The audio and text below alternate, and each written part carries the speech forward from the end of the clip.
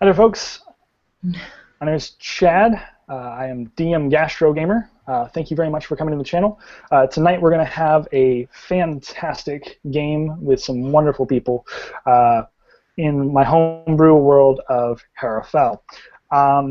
So let's get right into it. I'm going to go ahead and let everybody I'm going to go ahead and give an intro to the world, and then I'm going to go ahead and have everybody kind of give an intro to their characters as we enter the whole session. Okay. Andal's Dale has fallen. Completely destroyed on the coast of Corvindal, all except for a small, tiny tavern. It spouts beautiful smoke coming up from the tops of just one little chimney, and it's actually quite beautiful outside of the desolation you see in this town. It's the only thing that seems to be working, and as you walk up, you can start hefty wines and beautiful smells of thick mutton and steaks. But in this world, nothing is exactly what it seems. As you step into the tavern, there's a man at the bar. And there before him is an easel. And as each of you begin to walk in to the bar, you see that there are easels mounted all around the tables with small bits of ink at each table. There are a couple of patrons here and there enjoying fine meals and laughing and cavorting, and some are in the corners talking amongst themselves. But in such a desolate place as Andal's Dale, it is odd to see such a thing. As you look up to the tavern's sign, you see a note that says, "The phlebotomist's pen."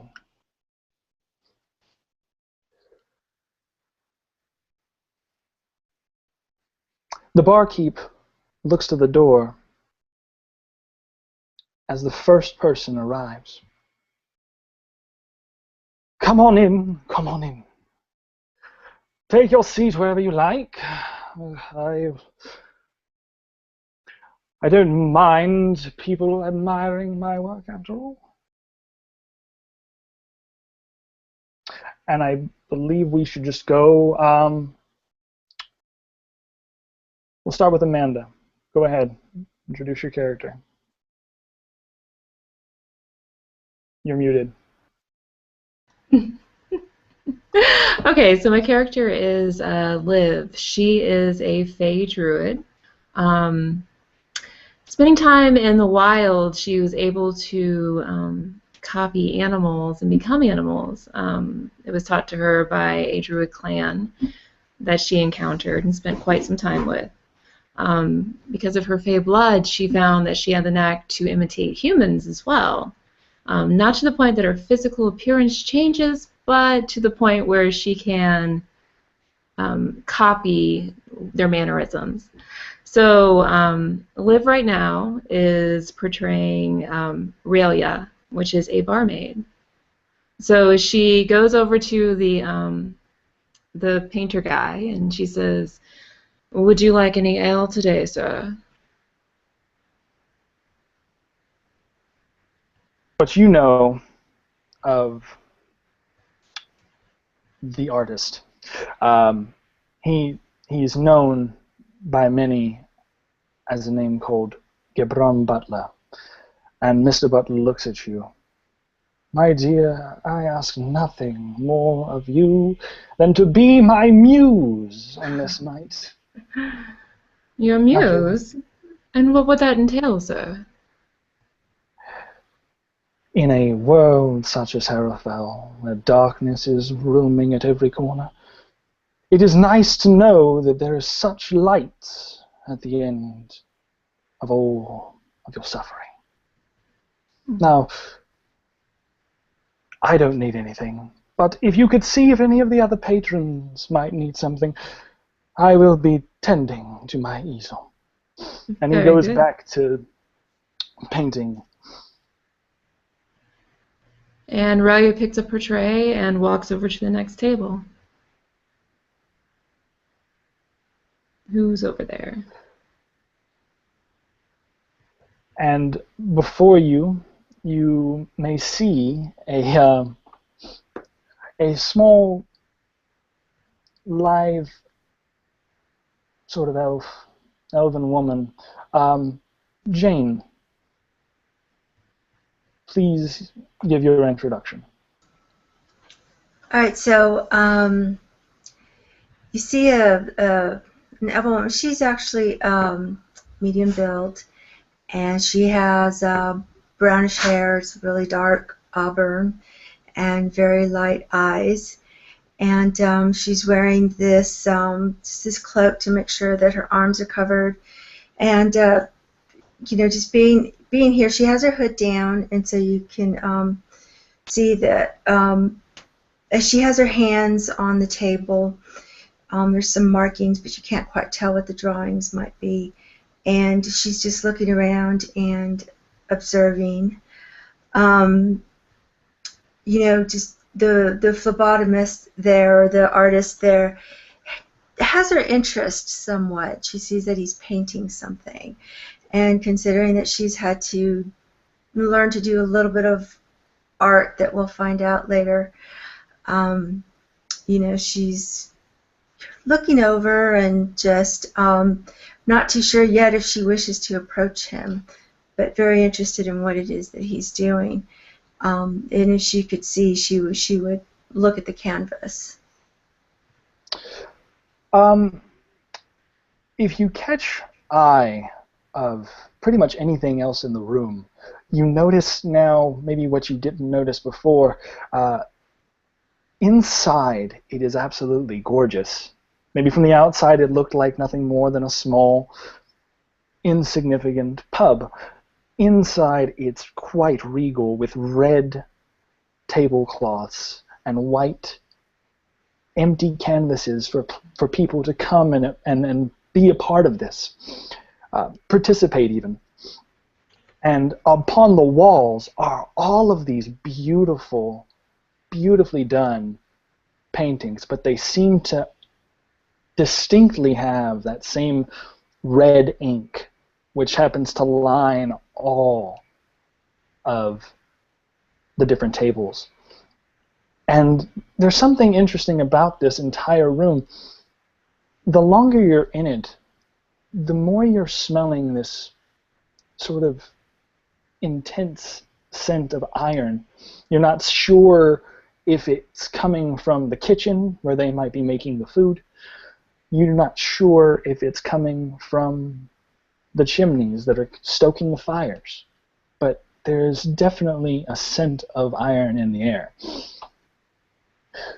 As you are gazing at the phlebotomist, he is kind of haphazardly speaking to himself. Harrowfell has seen the greatest of beasts arise from the ashes and fall again and again. You see, there is a beauty to this chaos, a beauty and a fear that all of us share.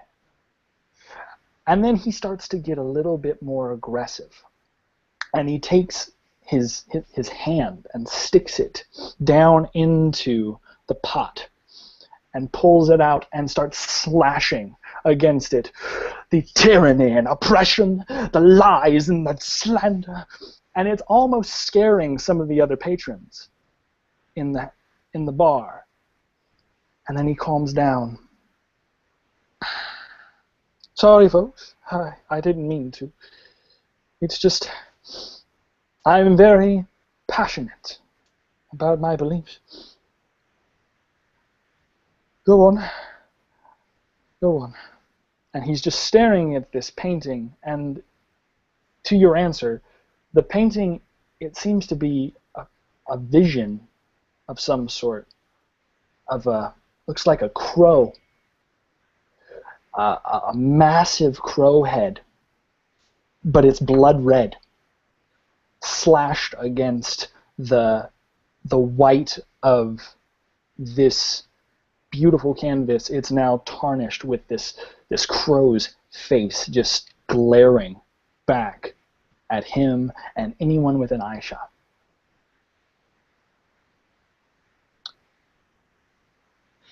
Well, Ralia takes one of He her looked rags. right, and That was. who does he see? Go ahead. Oh, sorry, go ahead. If you had something you wanted to say. Oh, I was just going to say, Ralia picks up one of her rags and cleans the smears that the painter has flung around. Thank you, my dear. I'm sorry about that. You know I don't mean to cause you more trouble. No worries, sir. These things happen all the time. Customers spill things. Things get dropped. It's part of the job.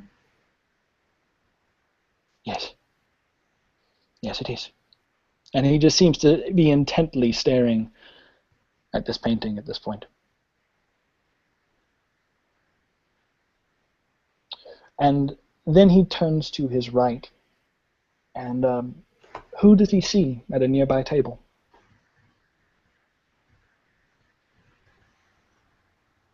I guess you might see me.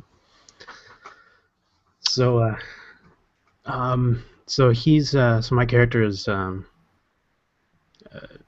he's sitting back at the table. He's probably, I don't know, maybe want to confirm this one, Jayne, if I'm going to be sitting at the same table with you. I was just typing that in the chat, you know. So yeah, I mean, we could actually be sitting together, Okay. and I'll just, you know, look at you and just, you know, indicate with my head towards this guy's direction. Okay. So I'm sitting back and I'm rolling up a cigarette, and next to me is a case, and it's a small guitar-shaped case, and it's open right now, and I've got an oilcloth over the strings of a vihuela. It's like a small guitar, and so I'm watching the events unfold as the artist is passionately going about his work, and I spend some time kind of looking around at the others in the tavern to see what they're kind of reacting to and how that works. So he's slim build. He's probably only about 5'9", 5'8", 5'9". He's got dark hair down to his shoulders, and he's dressed in kind of roughly what I would assume would be kind of like the clothes that are in that picture down there. It's just a light vest with a billowing tunic, and then he's got a long coat that's over the back of his chair. And he looks over at Evelyn and says, "I wonder what kind of trouble this person can get up to if he was left up to his own devices." She just kind of smirks and just kind of smiles and says, "Yeah, I think it would be rather interesting to follow just to see what he would be doing. I think that he could be rather, how would you say, eccentric?" That could be a description I'd give it to her, that's for sure. It's like when the wine people, when all the rain comes, they have to put up all them haystacks, and they're trying to divert all the rain, try and keep it from being so destructive. But Don't look like nobody set up no hay bales for this man. It may be that what he's doing now, painting, is his hay bale. Ah, better wisdom from you, love. I'd definitely like to sit back and see what he does. Raya approaches you guys. Some faces I do recognize from long ago, I believe. Would you guys care for our drink, our house special tonight? It just came in. It is actually a warm wine, Oriental in roots, I believe. Well, I think I might stick with the ale. Give me a blonde ale, that'll be fine. I'll try one. Oriental wine for you and blonde ale for the sir. Right away. Very good. As you are all sort of getting acquainted with each other, you begin to not only hear Gibran's ranting to himself, as he started to get a little bit frustrated, you hear in the tones of his voice those damned feasting crows and their horrendous disrespect cultures. They disrespect me every time they step foot near my bar. And they've destroyed everything that I've cared of. And as you look at this man, maybe you haven't taken enough time to look at him. But you can see now, under the lights, under the candle lights, and under all of the stuff that is going on, his skin, his very visage is rather off-putting. Almost every part of his body is scarred, just horrendously scarred, to the point of his arms, his face, everything. But he sees beauty in even that visage.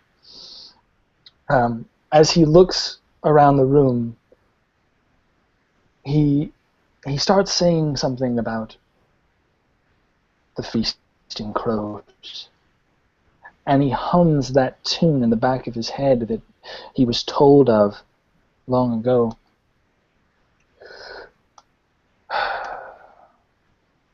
You pay the toll, pay your time. It matters not to the bottom line. A trinket here, a bubble there.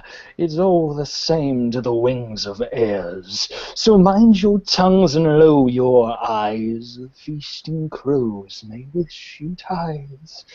Damned winged bastards and their hateful sodding. And he goes back to the destructive painting again. But as he does so, Marquis, would you please give your intro? So this story begins just maybe a few days or perhaps far longer before the character enters into the inn. Silent as the grave, a cold mist slinks through the night. Footsteps can be heard from within, soft on the forest floor, splashing through the glade's ponds and streams. Gingerly does the mist pull back, as if it were a lover reluctant to let go. And from within steps a shade clothed in red. There is no skin visible in this darkness. Even the moon dares not show this spectre's face. A winter breeze, too light to disturb even the grass, catches his coat, makes it snap and flap behind him. With every step this spirit takes, fingers of ice spread across the glade, crawl along the roots of trees and climb their trunks. A memory comes to him. He is a huntsman. The huntsman. He is searching, but he does not know for what. Before the huntsman looms a cave. The grass in front of it is trampled, dead. From within the sounds of a weak voice, feminine, can be heard, moaning. The huntsman remembers this as the sound of pain, not pleasure. It causes another memory to bubble forth from the spectre's mind. A girl. He is searching for a girl. The mist behind the huntsman coalesces. It becomes a living shadow, and that shadow becomes a bolt stuck into the ground. The moonlight does not reflect off of it. With confident steps, he strides into the cave. The elf girl looks up to him, moans flowing freely from her lips. Her skin is pale from lack of blood and an overdose of fear. The huntsman's eyes trace down the curve of her neck, the swell of her breast, and land on her stomach. The bear's head raises from its meals, muzzle slick with blood, crimson fangs bared and threatening. A third memory emerges. The huntsman remembers his wife. No, his daughter. No, his sister. No, a woman. A woman he loved. He remembers her lying on her back in a pool of blood, her organs pulled out by some creature, some monster, some crow. The bear stands, but it is no bear. The huntsman breaks from his memories and watches as the were-thing steps over its victim and raises its claws. For a moment, an oath comes to the shade's lips. He speaks it, and the words are sylvan. The bolt hums and raises out of the ground, a hand of mist coiling around it. A second fails to pass before the fight begins. The monster was savage and strong, its arms lending unnatural strength to those rending claws. Where they swiped, the huntsman's soul was torn, and the fangs never failed to find purchase in the ghost's phantasmal flesh. But the huntsman was a poet with this bolt, is a poet with this bolt. It was a pen that wrote only in blood and in gore. The cave walls were a suitable canvas, and the story of these two monsters was written without a single detail spared. Eventually, the huntsman found his back to the wall. From within the shadows of his hat, he watched as the were-thing fell to the ground. Its fur turned to soot, its muscle to water, and soon only a husk of a man was left there. Perhaps, the huntsman thought, it had been but a twisted man all along. The elf stood. Her left hand pulsated with a green glow, and her stomach was healing. She looked at him with that pale face, and there was no recognition there for either soul. She said a word in her language that he did not understand, and reached for the huntsman with a radiant palm. The light stunk of life. Stepping back, the huntsman looks down to his wounds. Blood does not flow from them. Instead, tears do, salty and cold, and they froze into diamonds on the ground. They reminded him of his purpose. To the elf's eyes, the huntsman melted into the wall. She did not notice the mist that rose from the cave floor and slunk out to the forest. She never knew what saved her life that day. Days pass, weeks, months, years. They all become a repeating story to the huntsman's eyes. Sometime later, he steps from within an alleyway. The town around him has been laid to waste, but a tavern looms before him, much like that cave did so long ago. The sound of merriment and of someone rambling is bursting and bursting through the seams of this wooden building. The windows overflow with light and spectacle. Inside, a woman's voice can be heard. A bit of definition comes to the huntsman's face. With a step he enters, and he looks about. The door behind him never closed because it was never opened. He simply slipped right through it, neither real nor unreal. No one notices him. Everyone's focused on that painting man, the bar owner, and his rambling. The huntsman's eyes turn to that bloody crow, and for a second a fourth memory threatens to appear, but it is lost before it can. The huntsman grabs a chair from a table, and it creaks as he pulls it away, and as he sits down, the chair does not creak underneath him, as if he had no weight, and he sits there in the darkness of his corner, neither speaking, but simply watching the events unfold around him. Dude, that was awesome. Okay. So, moving on. As you have all gathered, you all now are taking notice of this man. It's hard not to take notice of this man at this point. He seems to be just completely driven. into this discussion, this frenzy that he's having with himself. He has these nervous tics, and he continually looks at this painting. At other places in the room, especially you, Boss, would start to hear sort of mumblings of crazy old coat. You can't even make a painting out of it.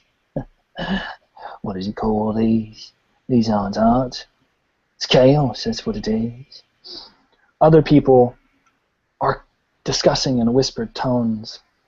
And then even others are enjoying their evening. But they're beginning to get discouraged. An artist must suffer for his work, after all. He must, indeed. And then he looks to each of you. And he stops. He stops at Riella first. There's beauty in the wilds. The crow reminds me of home. Yes. For the crow is nothing but Corvin's-all, my dear. It represents what was once beautiful. Yet, the Gordon Varus is no longer. Now all that stands today is the damned nether crow. And what you know of Harrowfell, there are ancient legends that once spoke of these creatures known as the Harrows. They are known for creating and then breathing life into all existence. Some are beautiful and graceful and filled with nothing but light, while others are the exact opposite. I tell you now, I miss the days when I did not have to think of harrows as horrific beasts. I miss the days when I could paint in peace and not worry about my village being destroyed by a damned woman and her crows. As you look out the windows, you now actually get a chance to look at the aftermath. There are feathers and bodies that have not been cleaned up. They haven't had a chance to. This attack may have only happened a week or so ago. The only thing is, the nearest town is 2 days away, and the other is 2 days to the north. So I don't go very much anywhere these days. I am stuck here with my paintings, my time, my thoughts, and my hatred for oppression. As he turns, he looks to the next person that he sees, and he sees Evelyn and Sebastian at a table. I see that all of you are running, you know that.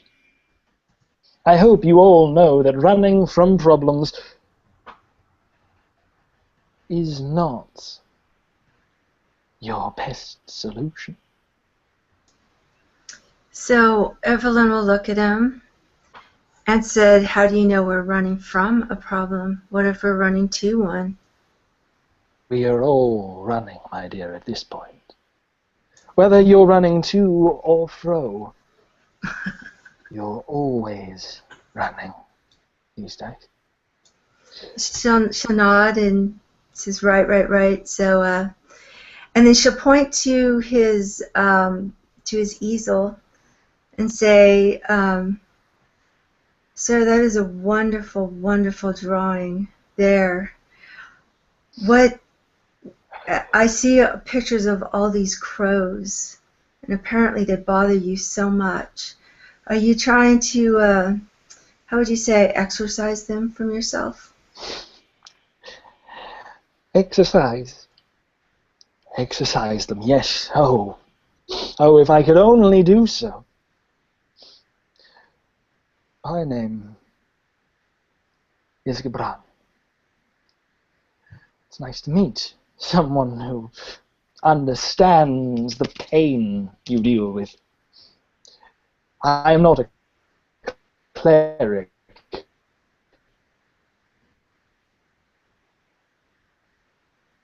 Uh-oh.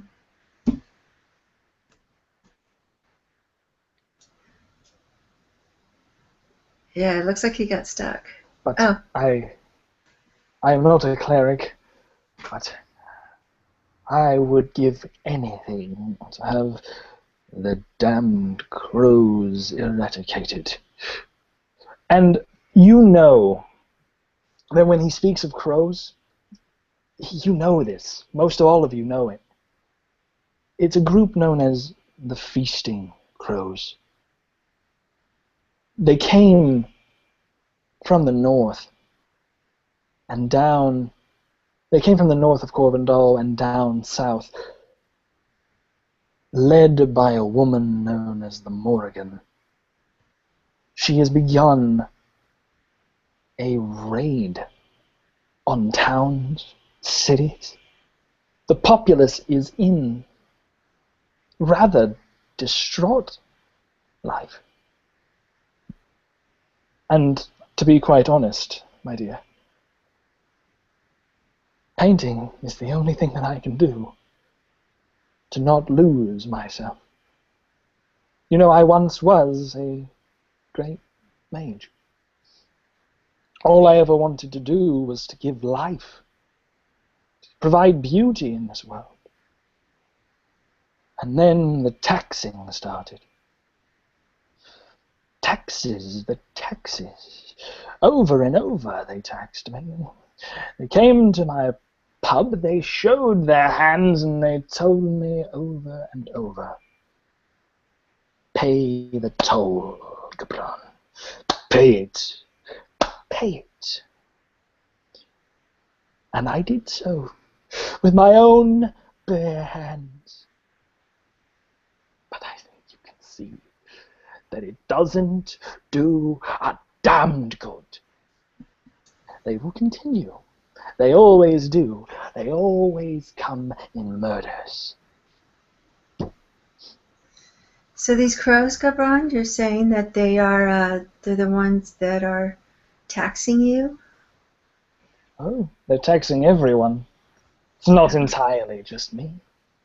You can go to any town, any city, any village. These people are horrible. Destructive, even. They own practically everything. So do they own this tavern that we're in? I have to pay them. It's not a matter of I own it. I own it. Right. But they come by. They left me to live. Why? Because I was the only one who paid their taxes. I paid my toll. And so I was left to live while I watched the rest of them die. Tell me, as someone else, would you be able to live with that, my dear? I would say it'd be very difficult for me, yes. Seems to me that you have something that they want on a continuous basis. What? People. Oh, sure. They love my customers. They love my people. This is a noble... Look how wonderful this tavern is. I keep it that way for the noble brew. And he kind of quiets his voice down. Look over there. Down at the other side of the bar, there are two men over there. I don't know if they're crows, but I would hazard to guess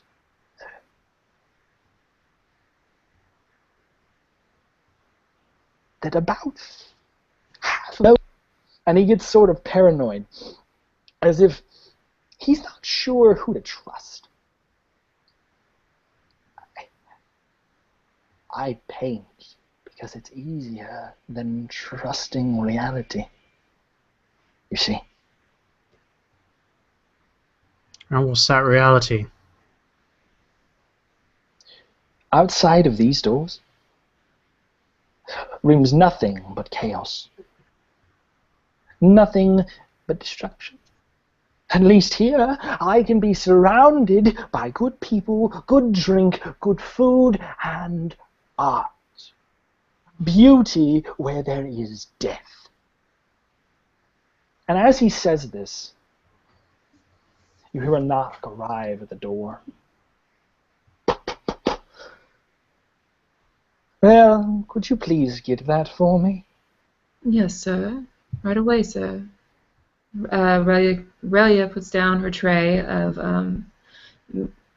the hot wine and the, what was it, light ale? And walks over to the door. She opens the door and... You see a man. You see a man stumble into the bar. Hello? Hello?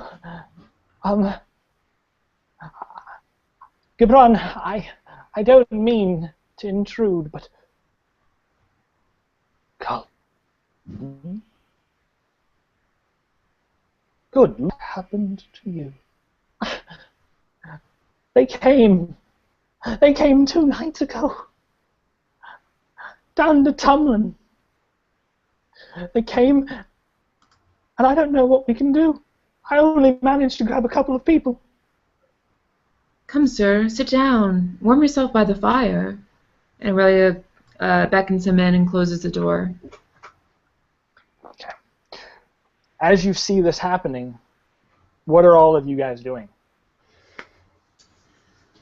You notice that, I can tell you this, you notice that Cullen is dressed in these robes made out of wool, but the wool has blood on it. He's definitely been hurt a little bit. He's got like a gash on his head, and a couple of other things. He carries this walking staff, but for the most part, he seems like he's a younger gentleman, probably mid-20s, not much older, and he seems to just be very scared at the moment. Do my fey eyes see anything different? No, he is exactly as he says he is. I'll immediately take a quick glance at Sebastian, and just kind of just like move my mouth, like what's going on or something, and point to him, to as if to quietly ask, do you want to go find out what's going on with this guy? Okay. So while Gabron was kind of going through his spiel, as it were, I've been kind of sitting back and thinking about a couple of things. As he starts mentioning the feasting crows, there's a brief moment where my eye kind of looks down towards the guitar case, and then my hand, which has been under the table for the time being, brushes along the pouch of coins that's at my hip, and I have like a brief memory, just like the glimmer of a memory of being in a different town at a different time, and handing over material to someone with a kind of an open tunic, leather jerkin, and weapons festooned about his person, but on his chest is the tattoo of the face that's on that painting. So I sit back and the memory kind of fades away, and I'm intrigued by this guy, but at the same time, there's another part of me, the part of me that still has the memory of my parents and what my father did. That's like kind of serves him right, for dabbling in things that he shouldn't be dabbling in. So he sits back and he's watching, and as Evelyn asked me what, if we should kind of pay attention, I take a sip of the tray. I guess maybe Aurelia might have put the tray right there on the table, so I reach over and grab my ale and take a sip, and I say, "Oh, hi, love. Let's take a listen to see what's going on here." Chad, I have a question of Yep. the time that she spent visiting the scholar, and reading some of his books. Would she know anything about these crow people? She had read this one book called The Huntsman and Other Legends, so I was just wondering Yeah. if So she would have known anything from that. the Feasting Crows are a relatively newer faction. I will say this: they are more related toward the nobility. You know that for certain, and you also know that they are relatively, like, the stories you've heard about their viciousness, about how they are rather callous when it comes to, like, order and logic. It's told that these guys are almost at the point of being militaristic in the way that they do things. They are going place to place, and they are trying desperately. It seems that the Morrigan's patterns are off, but she's obviously, like, they are guiding. They're going somewhere. They're going somewhere. You're not necessarily sure, but what you've heard of the legends of the Feasting Crows, how they interact with the patrons and the peasants of Corbin Dahl, they are searching for something at this point. Because it wasn't like this. The taxing, the attacking of towns never happened before. It was not something that was normal. Before the taxing happened, and it was just fine. You would get taxed at the house, they would leave you, that would be it. But lately it's become more violent. Lately they've become more aggressive. And so to see this man come into the tavern, and to see the refugees that he brings with him. I come from a town called Tumlin. They only attacked us a couple of nights ago. But I swear, Gabron, I wouldn't have come to you if I didn't know anywhere else to go. But look, we're just some gentle shepherd folk. That's all we are. I swear to you, I wouldn't be bothering you if I didn't think that you'd be able to help. If Ralia- while he's talking and stuff, is there a chance I can take a glance at those two guys at the bar? Are they, Oh yeah. just in case maybe he's not insane, that they might actually be paying attention? So the two gentlemen at the bar, they are paying attention to this man, to the man that just entered. And as they see him in the state that he's in, they begin to walk. They begin to stand up. Mm. And they begin to casually walk out. However, Sebastian, as you catch a glimpse of Cullen, you're reminded of something. Mm. 2 days ago, before you arrived at the tavern, you were asked to deliver a package. You were told that this package was to be delivered, no questions asked, and brought to the town of Tumlin. And immediately, depending on how you feel about this, Who was a the sinking feeling Oh, sorry. begins to hit your gut. Okay. So, do I know the kind of person or name or place where I was supposed to deliver the package? You know that the town is called Tumlin. Okay. That was all you were told. You were told that you were supposed to go to Tumlin and that you were supposed to deliver it to a church. Okay. That's about it. That's all you know. So seeing this man brings up that memory of a few nights before. The kind of garb that he's wearing, is Huntsman, he more of like a cloak or... at this point, what are you doing?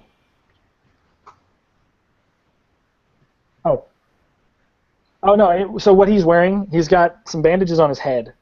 Right. And for the most part, the robes and the cloak that he's wearing, they're made out of wool. So he is wearing like robes, some leathers occasionally, mostly probably sheepskin leather, and a wool cloak. On it, there are some bits of embroidered sheep emblems and rams where the ties are supposed to be. But for the most part, he looks kind of just beat up. They, entailing that they barely may have escaped. It made me think if maybe he might be a priest or a acolyte of some kind. You can kind of get that vibe, but he doesn't come off as a high priest. He doesn't come off as a cleric of divine, because if he was something like that, you would think that he wouldn't be asking for help. He'd be giving out help himself to these refugees. He clearly can't do something like that. Okay. Ralia grabs a basin of water and some rags, and she also grabs like a blanket, and she channels the summer heat into the blanket, and she wraps it around the man's shoulders and offers him a basin of water and rags. And perhaps something to drink, sir. If you've got just a standard wine, that's all I want. I just want a small glass of wine and this blanket. Oh, thank you so much. Right away, sir. Would you like the lamb that we are serving tonight as well? Oh, that would be lovely. I suppose you got it from us then, huh? Yeah, that'd be wonderful. Thank you. As you tend to him, he comes over and he sits down. Do you mind if I sit here with you? He sits down with Bass and Evelyn, kind of adjacent to him, so that he can be near Gwlan and yourselves. And Huntsman, what exactly are you doing over in the corner over there, as all of this is kind of sort of taking place? As all this was taking place, and as the story was getting on, the shadow underneath the Huntsman hat was getting lighter and lighter. And then when the door opened up and the sheep priest came out, it returned back into its full darkness. And Huntsman actually got up at one point, and he moved closer to the door, and he sat back down, for the door was never closed. And his eyes, spectral as they are, have been focused on those 2 men at the bar this entire time. As they get up and they begin to move through the crowd, trying to exit, the door slams shut in front of them. The Huntsman is sitting there, his leg clawing itself back to where the table is, and he looks at them from underneath his hat and doesn't say a word. Hey there, buddy. We've got places to go and people to see. So, if you don't, want me and my brother here to give you problems. I highly. You get off that damn. The huntsman sits there for a second. His head turns back to the canvas in front of him, the canvas that is completely blank and white. For a second, it seems as if he's backing away from these two men. But as the one who is speaking to him would begin to turn, moments later, no, not even a second, no, not even a heartbeat later, the huntsman springs into action, and he wants to spear this man down to the ground. Okay then. Gabran begins to hear that commotion, and he turns his head. And as you go to spear this man, go ahead. I just want you to do it. So Yeah. the huntsman explodes upwards, right? He's shooting from his chair. The chair actually goes flying back behind him. Both of his arms open up, full wing, and he just slams this dude with his shoulder, picks him to the ground, and they both go slamming as hard as the huntsman can swing him into the wooden floors. As the huntsman lands, he quickly puts his left hand around this man's throat, and he turns back to the one behind him. In the huntsman's right hand, you can see a dagger, and he shakes his head for the brother not to take a step forward.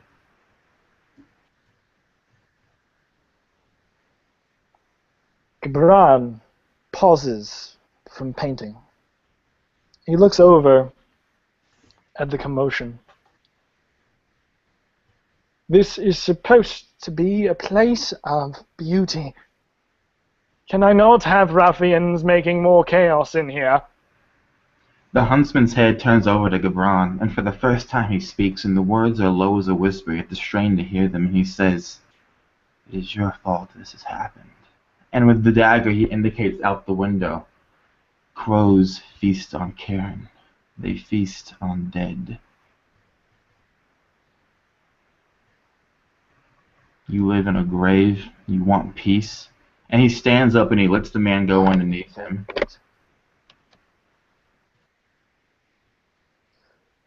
I think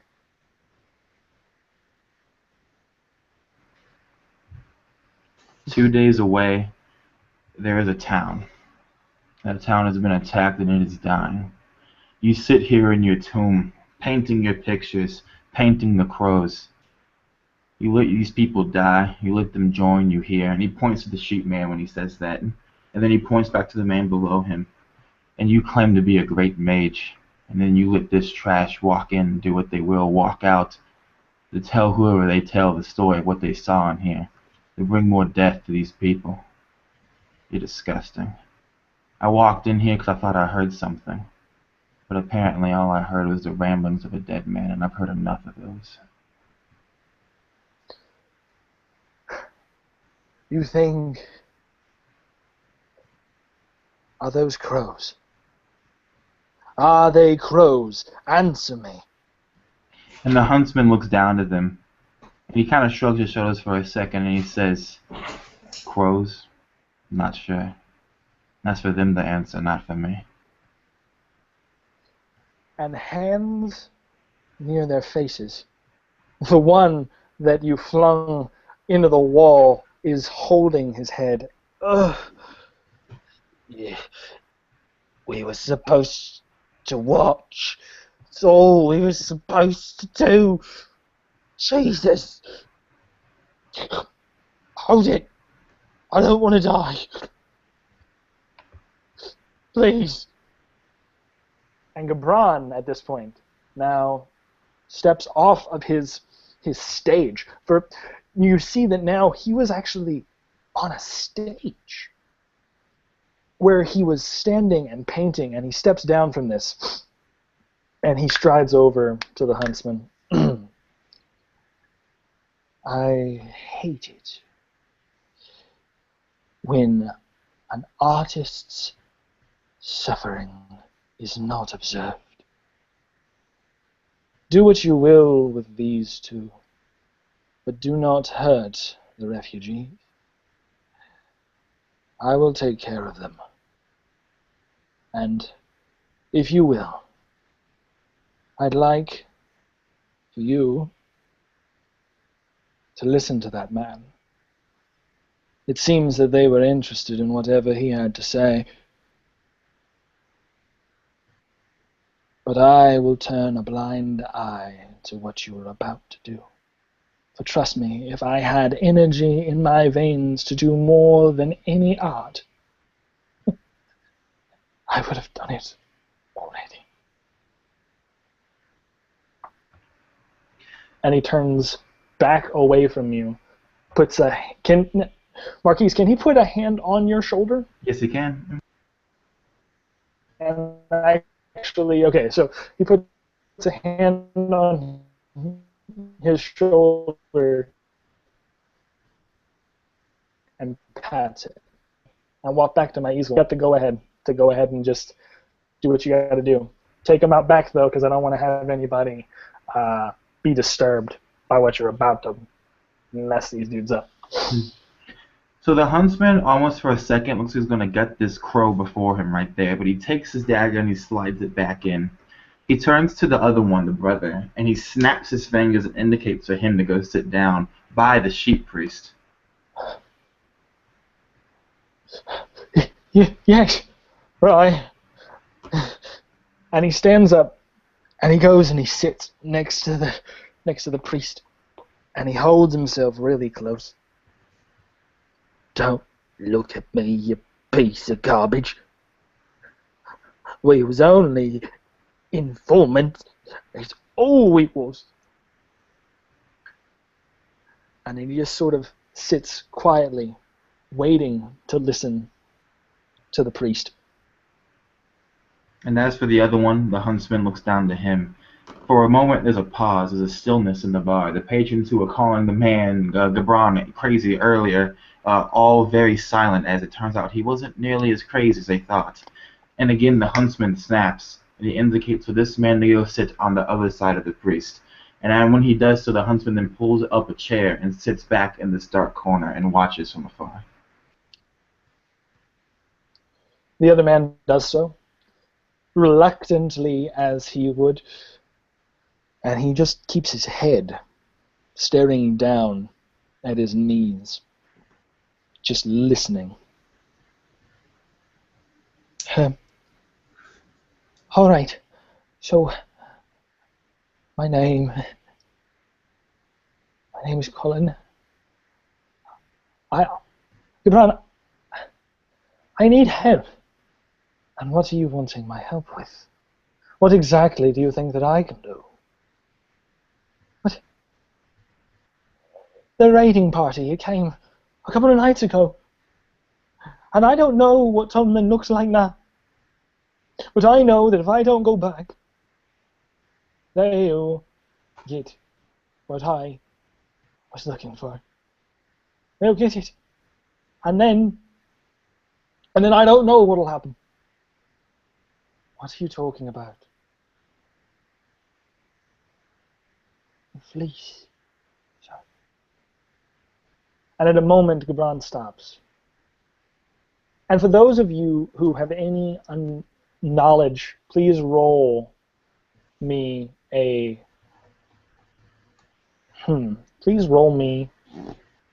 wisdom check or an intelligence check. Or what? Well, hold on, wait. Yeah, a history check. Please roll me a history check. I'm trying to remember what. I got 20, not a nat 20. Oh, okay, cool. I got a 9. 12 for me. So for those of you who got a significant, so anybody who got 19 and 20, for those of you who got 19 and 20, and for those of you who didn't, you still know of Tomlin, but you don't really know of its background. For those of you who got higher, you know that Tomlin is home to a temple known as the Hoof of Gwlan. The Hoof of Gwlan was a chapel devoted to the Gwlan, a sheep of light. And you've heard of this thing called the fleece. That's all. That's all you know. And you know that that town is primarily nothing but a bunch of shepherds. Why in all the world would the Morgan be interested in a bunch of shepherds? Please, we don't have an army. We barely have a militia. So, I'm asking you, Ron, help me if you can. I can't leave this place anymore, Cullen. You know that. So what are the two informants doing as they're listening? They are just silent as the grave. They can't.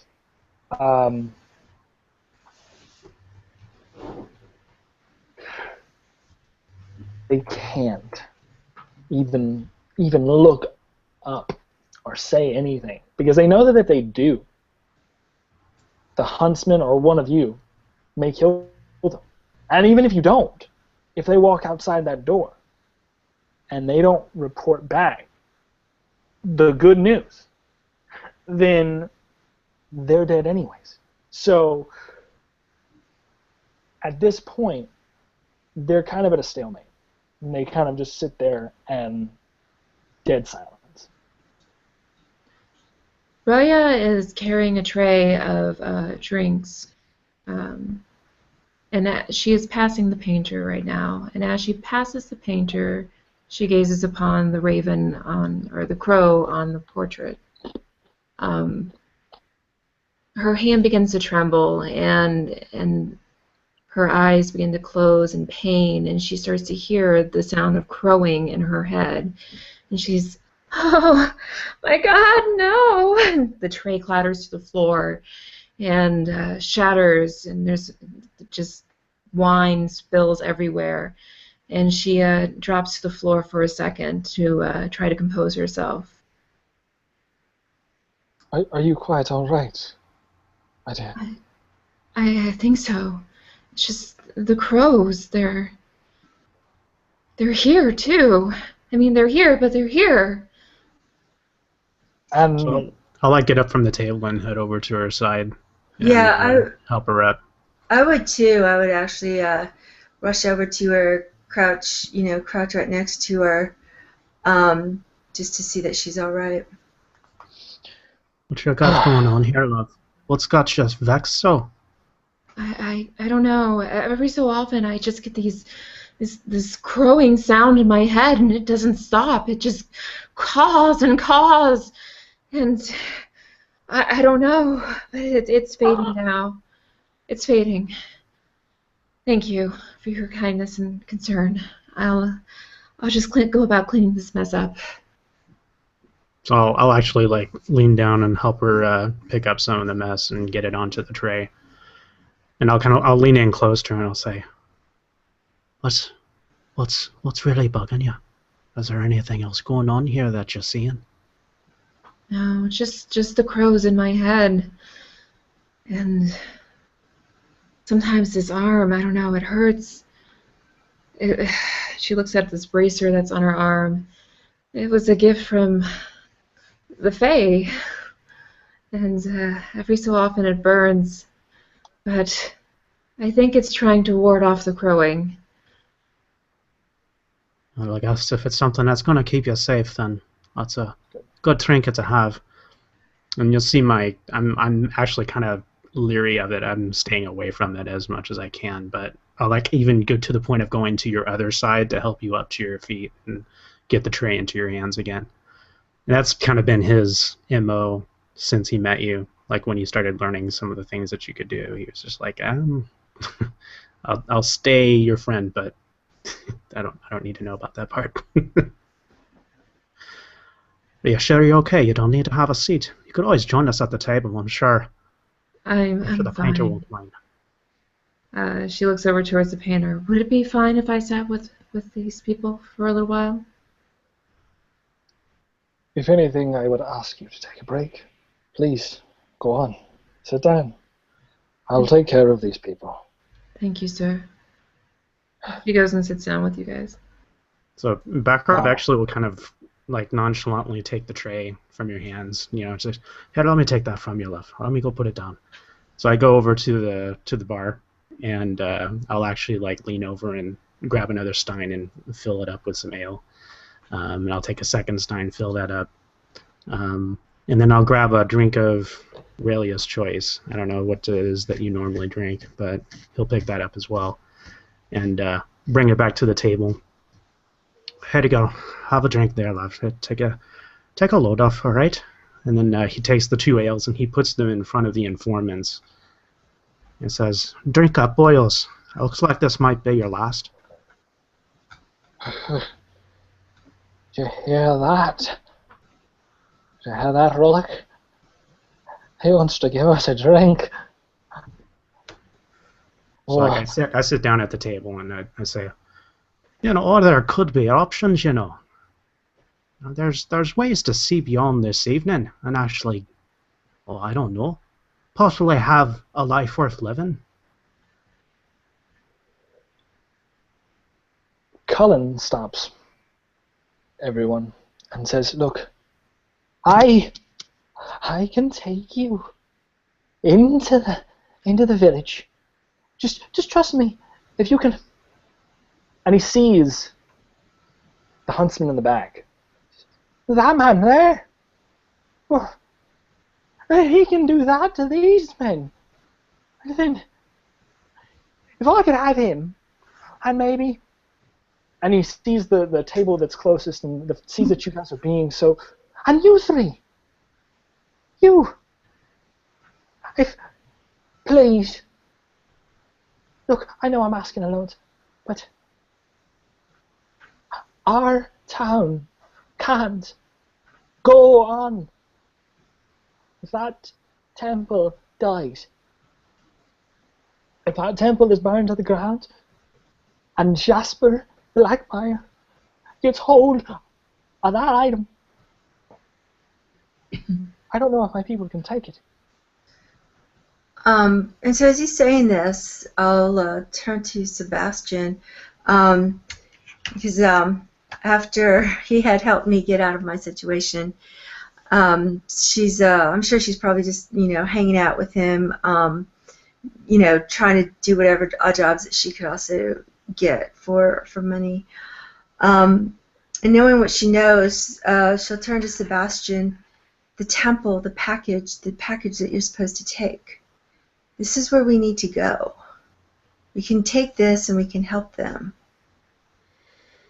I suppose, but it doesn't seem like if we take too long, there ain't gonna be a place to deliver it to. Exactly. So, it looks like we need to get going. Okay, lad. Right. He like looks at Colin and says, Gwlan says, "Look, I'll take care of the refugees, my friends. That's no problem. But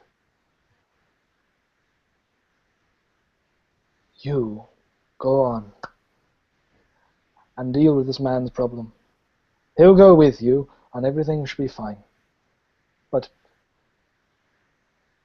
I warn you, outside of my doors, there is chaos. I don't know what you'll find there, but if he said Blackmire, Jasper Blackmire, and Bass would know this the most of all 4 of you. Blackmire is a name you recognize fairly well, Sebastian. He's the sheriff of a town known as St. Marish, 2 days to the north of you. And reportedly from Cullen,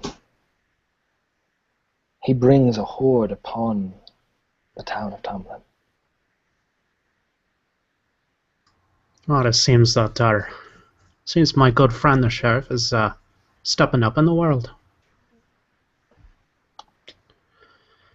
Hey, so what about these two fellers here? What are we going to do with them? The huntsman stands up as you mention these two people, and he walks over there, his footsteps not even creaking on the floorboards. He approaches the table where you are all sitting, and he looks to the two men, and he snaps his fingers again, conditioning to the sound, and tells them basically just his hand gestures for them both to stand up.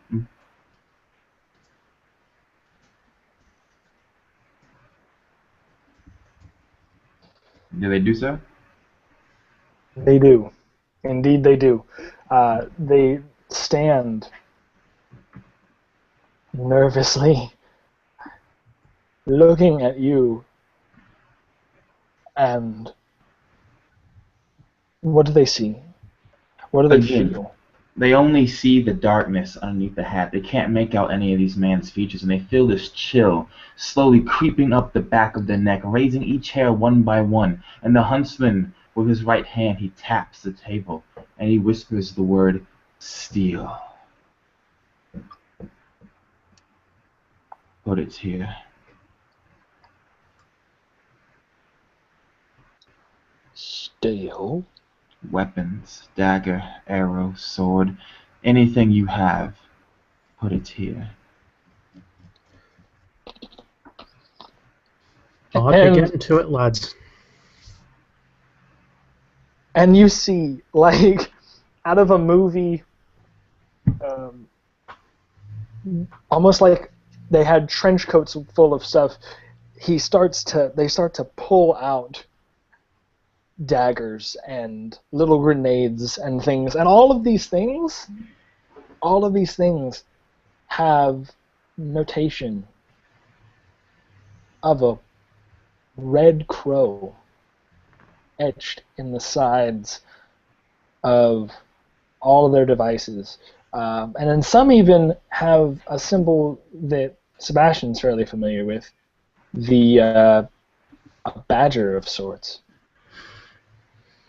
Oh, would you look at that? Well, he looks at the one who put that one down. He says, "So where'd you happen upon that one?" The Prussians up north, they make wonderful grenades. Heavy explosives, as you might know. And then the huntsman snaps his fingers and he looks at that one, and his finger, his index extends and pulls back to where his mouth should be, as if telling him to be quiet. Right, sir. And Go ahead. he like shoves his head down. And the huntsman turns towards Sebastian and he whispers to him, "Rope." Oh, I missed that. Say again. Rope. Oh, rope. He kind of like shrugs a little bit, kind of like that creepy chill down the spine type feel, and looks over to his gear and he says, "All right, I've got some out on my mare. You'll have to go out to the stables to get it." The huntsman sniffs at that, or what you think might be a sniff. It's quite an odd sound. And he turns back to the others and he says, "Both of you will be coming with me." And then he turns to the sheep priest and he says, "I am not your savior. I am not your hero. I did not come in here to fight your battle or to save your people. But," and he turns his head back to the other two, and he points to all the weapons on the table, "I have found you two soldiers, and I will accompany you with them to make sure they do what must be done." Very well. Thank you. Thank you kindly. Will the rest of you come with us? Well, I guess I've got my own motivations for making sure that I get to the church and that it's at least in one piece before I get there. Valia starts to shake her head no, but then she hears the calling again in her head. And she hears the word, go, go. Yes, if it's permittable, I would not mind to go on a journey with you. Evelyn will look to the mage, obviously, to Gabron, obviously, being the proprietor of this place. We'll need rations for traveling for everybody, and whatever else it is that we might need to go. And she'll walk over and just fully expecting that this will be taken care of for her, and just start looking at some of the equipment that was there on the table.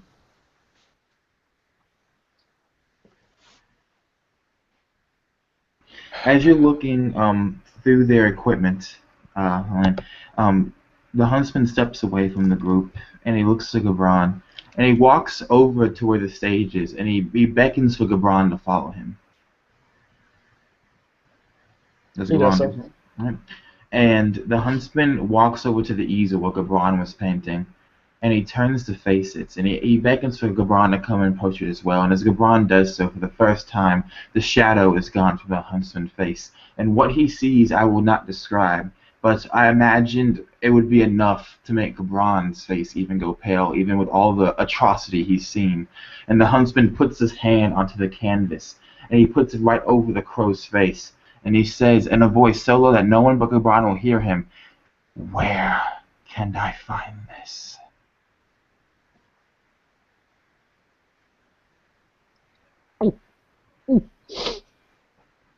LeBron chokes back a moment. My boy, you can find this.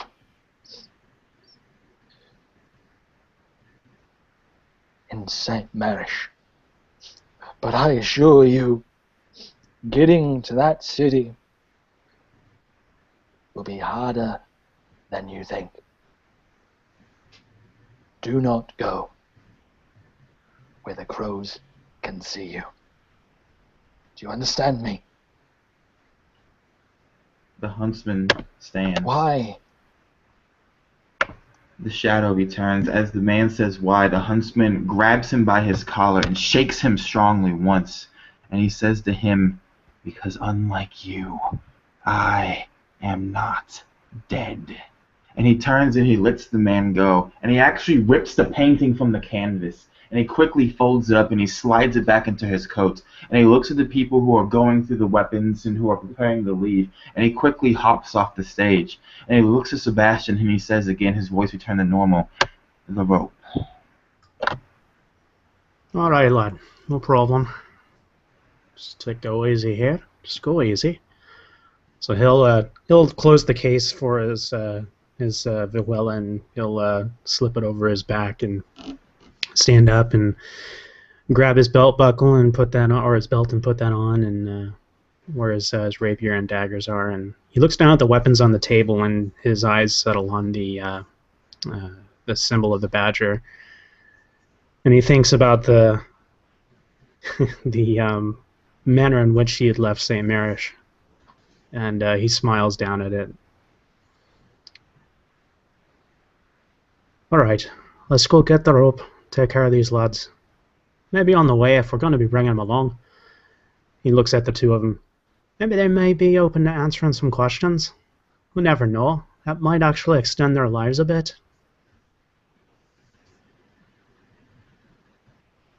The huntsman shrugs at that. He doesn't really give too much of an indication that he cares for whatever questions they may answer. And he turns once more and he looks at Gabron and then at Colin, the sheep priest, and then finally at Rilia, the one girl who he is to really look at or even really talk to. And for a second, she would feel his gaze linger on her for maybe a moment, a heartbeat too long, before he turns and he exits the inn.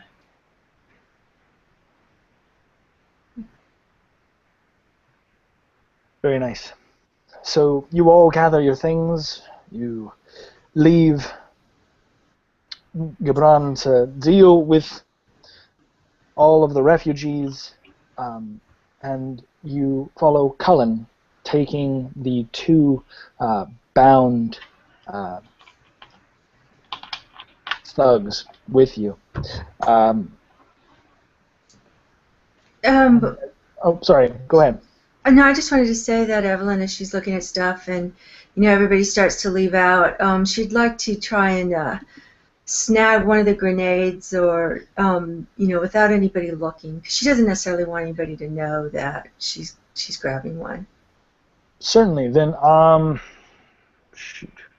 Roll me a, I believe that would be a sleight of hand check, right? Yeah, sleight of hand, yeah. Roll me a sleight of hand check real quick. 5. 5? Okay, yeah, and so I have proficiency in it, too. So here's what happens. You still grab it, but it's kind of, you're doing it nervously, obviously, because you're thinking about it too much. And in your hand a little bit, and you hold on to it, but people clearly saw it. But the thing is, at this point, they're not really threatened by you. They see you as sort of this person who's going to go do good. So even if you take something that is of their enemy's pouch or purse, whatever. They're okay with it. Yeah, she starts to grab it. She's kind of like trying to practice this stuff, and she gets it, and it just sort of fumbles, and she just looks around, just kind of embarrassed. And Roya actually comes up to you, and she puts her hand on your shoulder. Let me help you, and she actually pushes everything into a sack. I have to clear the table anyways. So she gathers up the belongings. All right, I'll just keep the one that I almost dropped to the ground, and put that in a pocket and just walk out like I'm meant to do that. I hold the door open to the back area where it leads to the stables, and I just kind of smile at her as she passes by.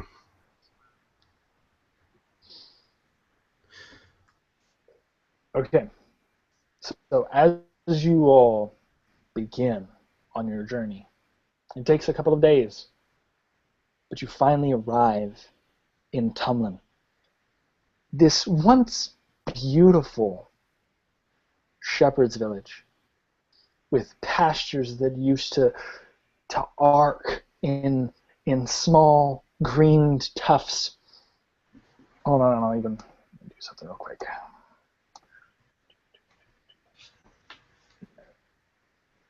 I gotta find it.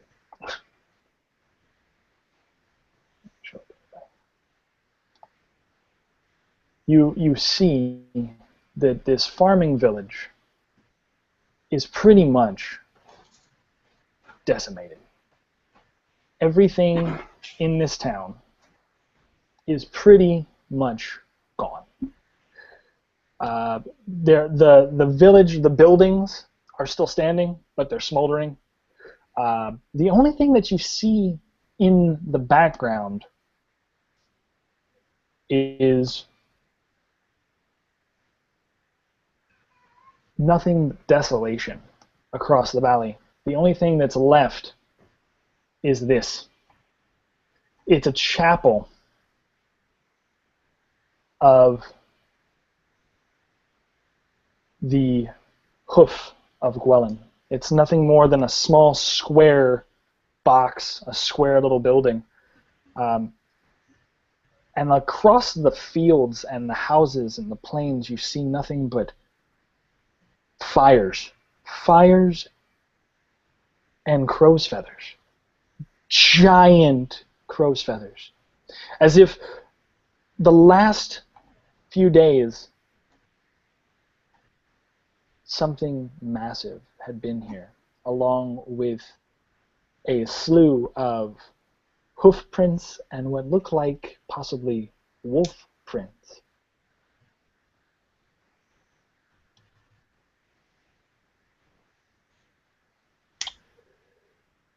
So as you see this, what are you all doing as you arrive at this sort of desolated little village? Everything is glowing with the heat of residual embers. Some roofs are still on fire. It's fairly new decay, and a few things you're hearing in the background are snarls and muffled discussion between one or two individuals as you get closer to the Hoof of Gwlan. One thing that definitely sticks out for certain is that the Hoof of Gwlan is smoldering.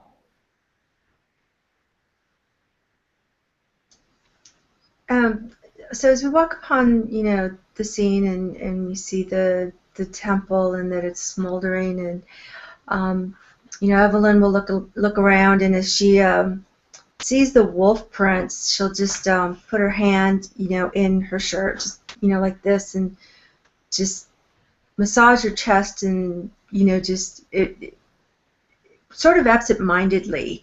It just, she was sort of conscious of the symbol that's tattooed on her chest, but then not, and just start to look around.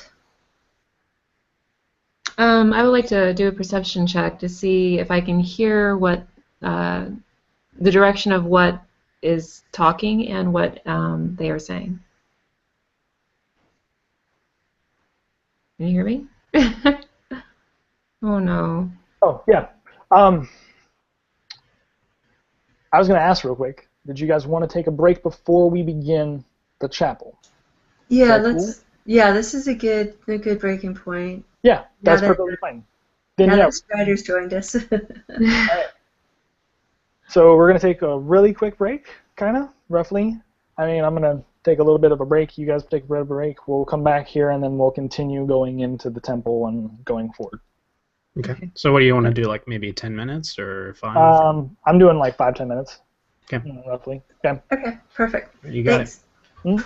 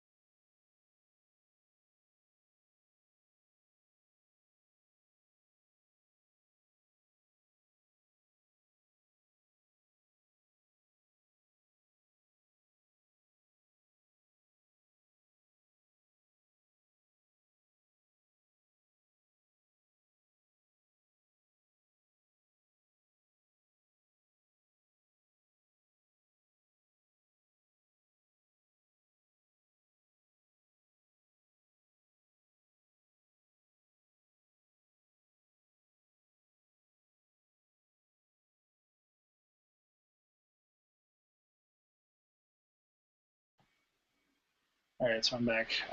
Take a look at. Arlie is also here. For one, I'm gonna take a look at. Yo. Let's see. I'm gonna take a look at YouTube here. Chat's been pretty dead.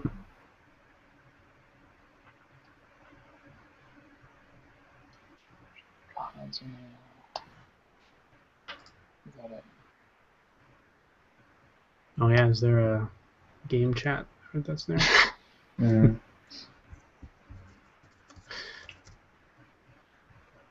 I'll wait and slap something in it because I don't like seeing empty things. Makes my eye twitch. Oh man, that's funny.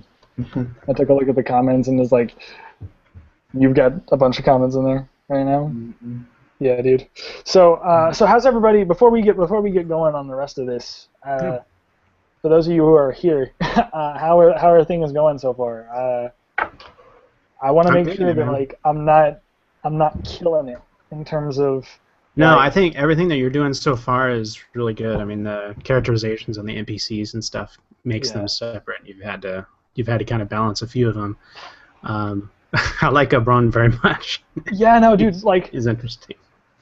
Gabron was like spur of the moment sort of situation where I had him written up, and then I was like, how am I gonna really like evoke what I want to say? And I did it a couple of times, and he's so weird and interesting and quirky.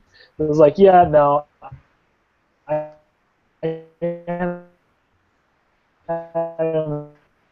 love this bass drop I just got, Chad. Fucking NPC. Megatron over here. It's such a. You had a bit of lag there. Yeah, man. Megatron just came in really and dropped us some WAP lyrics. I'm not really kind of skeptical of the next part, but we'll see. Put your bandwidth, Chad, to 0, and that will help you a lot. Put my bandwidth to 0. Mm-hmm. Like go to the settings right here. I'm gonna share a screen with you, man. Settings. Yeah, settings right there beside. Actually, okay. Yeah. You see where you see adjust bandwidth usage right beside that? Okay. Click Wait, that. hold on. I think where are you at? Right there beside settings. You see those little bars like a cell phone signal at the top of your Google Hangout. Okay. And It's between the camera and the settings cog. Yeah. Yeah, it looks like cell phone coverage. Okay, yeah. Click that and just drag that shit down. It'll turn the cameras off for you, but you'll be able to hear anything, and it will really help you lag a lot. Okay. Yeah. There you go. Cool. Yeah. That'll help my lag. Yeah. Is that better? But we can't see you though. We can't see the beautiful Chad, but you know what? I'll make that sacrifice to prevent Megatron for rap lyrics. Is that better though? Yep. Like if I do it at very low, is that better? Yeah. Now you I just can look see ugly. Now you just look ugly and pixelated, Chad. That's just frustrating. Okay. I I like ugly and pixelated, so that's gonna go away because hey, no one wants to look ugly and pixelated. Yeah, but there we go. All right. That's the beautiful That's Chad better. I come to know and love. So let's get into this then here. Let me go ahead and grab my notes and we'll start. All right. So I blue screened. So what's the last thing that happened? The last thing that happened, Mm-hmm. you guys were getting ready to leave the bar. As you did, when you left, I described the town of Tumlin. Yeah. What part of Tumlin did you not hear? I heard all of Tumlin, but last thing I came back in and you guys were like, yeah, we're walking to the thing. I was like, shit, I gotta do something real quick. And then we took our break. Yeah, no, you're fine. All right. So Yeah, really the You guys- only action that was taken was just me, rubbing, just absentmindedly rubbing my chest. And then Relia was going to do something. I was going to do a perception roll. And drop some of them dice bombs. I'm going to drop some of them dice bombs. Actually, I had a question. Like while you're getting your dice together, is there any chance I might have had an opportunity to question the two guys on our way here?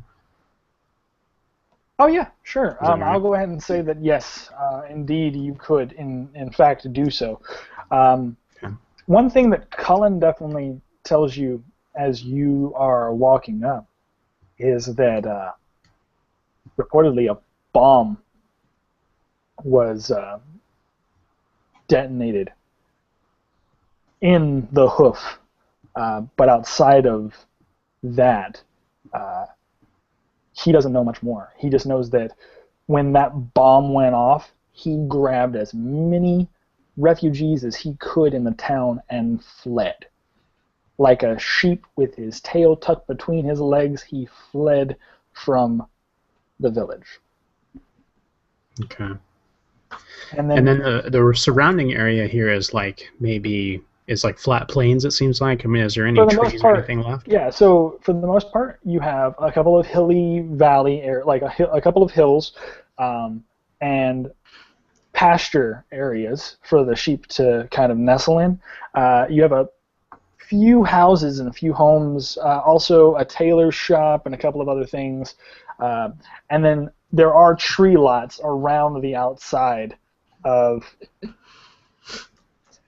You see tree lots mounted around the outside of these hills here. So it's kind of like this little grove that's nestled in a very lush, or what was once lush tree. Yeah. Okay. Because in his mind, he's debating on whether he wants to bring his delivery into the town. He's wondering if there might be an opportunity to perhaps, I've got to go and make a deposit. I'll be back, and sneak away, and then hide the package somewhere, and then come back. Okay. Yeah, certainly. You can go ahead and do so. Okay. So I'll find the bowl of a tree somewhere where there's like some of the roots are kind of sticking up a bit, and find a place where the earth is already kind of disturbed a bit anyway because the tree is there. Mm-hmm. And how big is the delivery item that I have? The delivery is like a small box. Okay. It's a small crate, and it has on it the badger symbol that was etched in the original.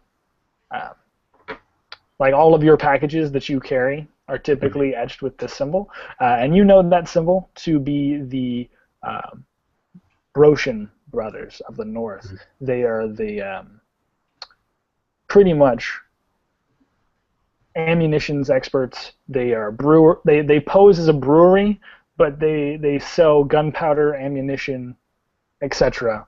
Out of the back of their establishments. Okay. All right, then. Yeah. So I'll. I think I'm gonna hide that box, somewhere before we enter into the town. Okay. Just in case we get frisked and stuff when we arrive, because I'm assuming we're kind of coming into a place where it's almost like an occupation of some kind, or. Right. So actually, you see no one. You don't see anyone out on the roads. You don't see anyone out on the streets, except for the fact that there are dead bodies, dead sheep, ransacked homes for the most part. It looks like everyone who had been here either took off or are in further parts of the town than you can see. As far as Velia, she is... she can pretty much see everything, because that roll is ridiculous. Really, as far as your perception, what you can see, you hear what sounds like a conversation going on inside of this temple. A couple of voices, you're not sure exactly how many, possibly 3, 4, but you also hear those snarls and those growls that I described earlier. Okay. So who's next to me? Evelyn and Aster over by a tree, and yeah, I suppose that the marching order would probably be Huntsman Or I guess if you guys want to go ahead and roll initiative order, we can go ahead and do it that way, where you guys can walk in that formation. Natural 1, but I wanted to go last anyway, so that's good. So you walk. Natural 1 also. So I guess I get to just kind of be next to the creepy ethereal guy. Nice. I got a 4. Fantastic. I got a 20. So. Okay, cool. You march right up to the front of the class. Yeah, all right. Hi. Where did everybody go? Bass is heading this group now, but as you've probably relayed now to him that, hey, I've heard voices. As such, as you get up to this temple, you hear this.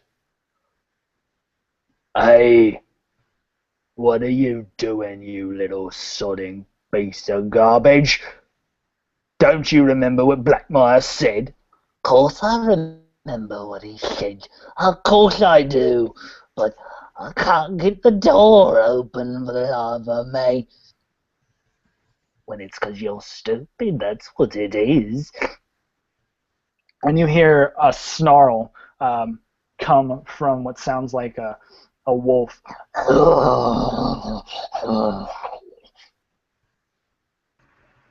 The huntsman stops in his tracks. He turns around and he looks to the two captives, the two crows that he's been able to essentially train on our way over here to listen to the snaps of his fingers. And he snaps again to get their attention, but not loud enough for the people over at the doorway of the church to hear them. And he takes out a dagger, and he looks at both of them, and he takes one of them, one on the left, he takes them by the ropes, and he pulls them closer. He begins to saw at the rope, and as he does so, he whispers, not looking at this man in the face, "For every crow you kill, you get another week. For every feather you bring me," and he points to the feathers around him, "you get another day. That is how much time I will give you to live. Save a child's life, shave a sheep's life, shave a priest's life, you earn your own life in return." And the huntsman looks him in the eyes, he says, the shadow still over his face, and he says, "Do you understand?" Yes, sir. I understand. And he snaps the rope, and he hands this man a dagger, and he goes to the other one, and he begins to do the same. And then he also adds in, "If either one of you rat us out, if either one of you attack us, if either one of you betray us, there can be 10,000 crows between me and you will still die." And you see what looks like, if you could see that much, you can see buckets of sweat just begin to pour off of these poor men. Yes, sir. I swear, sir, we won't do it. And as he does that, he snaps his finger to silence him, and he hands the other one his dagger, and he says, "Both of you are part of my murder now, and you will do as I say. You will fight as I fight." And he turns around, and he looks to see what the other three are doing. Nice. Okay. I'm like sitting there smiling down at them. Are we all on horses, or am I the only one with a horse? I just realized that. I don't have a I horse. believe. Or should we all walk here? Maybe that might be better. I think you guys Do were we all summon our walk- mounts? I mean, All right, we could. so I'll leave the horse back at Runs. Yeah, you could easily have mounts if you wanted, but I assumed that you were all walking. So Yeah, I that's did too. That's fine. That works.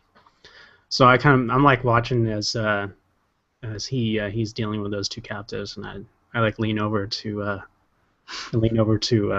Evelyn, and I say, "Oh, you see, that's how you do a bargain. That's how you do a bargain." Yeah, it's a bargain you can't refuse, though. When if you don't keep your end of the bargain, you lose your life. Oh, it's a tough sell, that's for sure. But you know, I've never found that fear keeps you in line for too long. Sometimes you try and rebel it, but if we're only talking about weeks and days, guess it's not that big a deal. Yeah, we'll see how long this lasts. It's very interesting to see. So I'm watching the doorway. I'm assuming we're kind of like off a little bit away or on the side of the building, or where are we kind of at? So as you're coming in, you see the front gates at one point had a beautiful ram's head ornately carved into it out of the wood of the forest, but it's been smashed and shattered. And whether or not you want to come in full force straight ahead, or whether you want to take positions on either side of the building, you can choose what you want to do. But for the most part, as you get closer and closer, you begin to see what these things are. In the middle of the temple, in the first room, there is about a handful or more of small goblin-esque creatures. They're tiny, and their teeth are gnashed, ears that look wide and gnarled as much as their mounts. They wear these leather and just pieced together armors, and upon them they ride these steeds.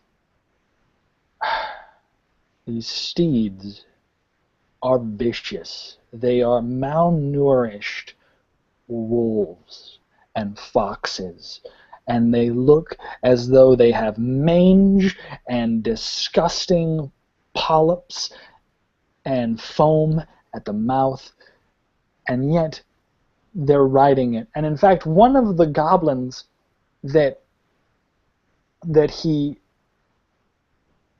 are in the room have mounted a human's shield to the front of the fox's face, and is now using that fox as a battering ram for the door. I can't get it open, I tell you. Come on, you stupid thing. It won't open. Old dog, what the hell are you doing? You can't just ram into it like that and expect for it to work. A bigger, larger creature grabs hold of him and flings him aside. You gotta have some backbone to it. And he gets up on his wolf steed and charges toward the door. At that point, you can begin to see the other parts of the room. It's a small room, fairly small, with a couple of columns, and each column is ornately designed with small statues within the centers of each column. They have on them pictures of shepherds. Each shepherd is doing a particular task. A breeder, a shearer, a loomer, and a herder. What do you do as you enter and you see this grouping of grotesque creatures slamming into this door? So what Liv does, now that we're out of the bar, she is back to being Liv herself, a druid.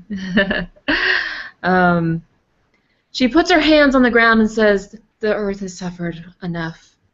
And she uses druid craft to craft a giant blooming flower that pushes these goblins up from the earth and kind of disrupts what they're doing. If you guys, I'm guessing we'll get a surprise attack, right? Yes, you would get a surprise. So that would be. That. So I'm going to try to disperse and scatter them, and then you guys can come in and attack them. Okay.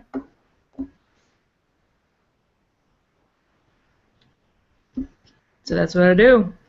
All right. So, when we're kind of like just inside the entrance, or are we kind of no. So essentially, think about it. You'd be right in front of the door. So you guys can come on either side of that door, where they're probably not going to see you. This entryway is fairly large. I mean, it's not a small, like when I said it's a little temple. It's a temple. It's a bigger temple, but so you could come inside and you could find cover, or you can try to attack from the outside of the building and distract them to bring them out.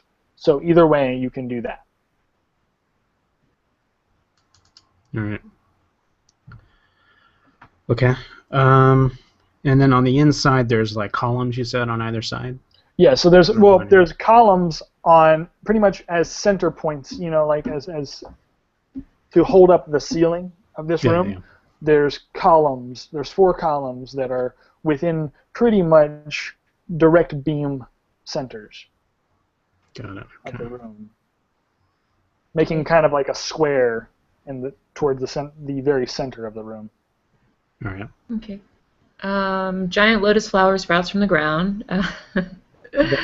It knocks them, scatters them. So I'm sure they'll have a reaction to that. So if we want to do. Okay. Is there a save that I need to roll for that or anything? No, it's just a plant that she's just gonna grow. It's not a real attack. It's not a real attack. It's just not really. Something to distract. Okay.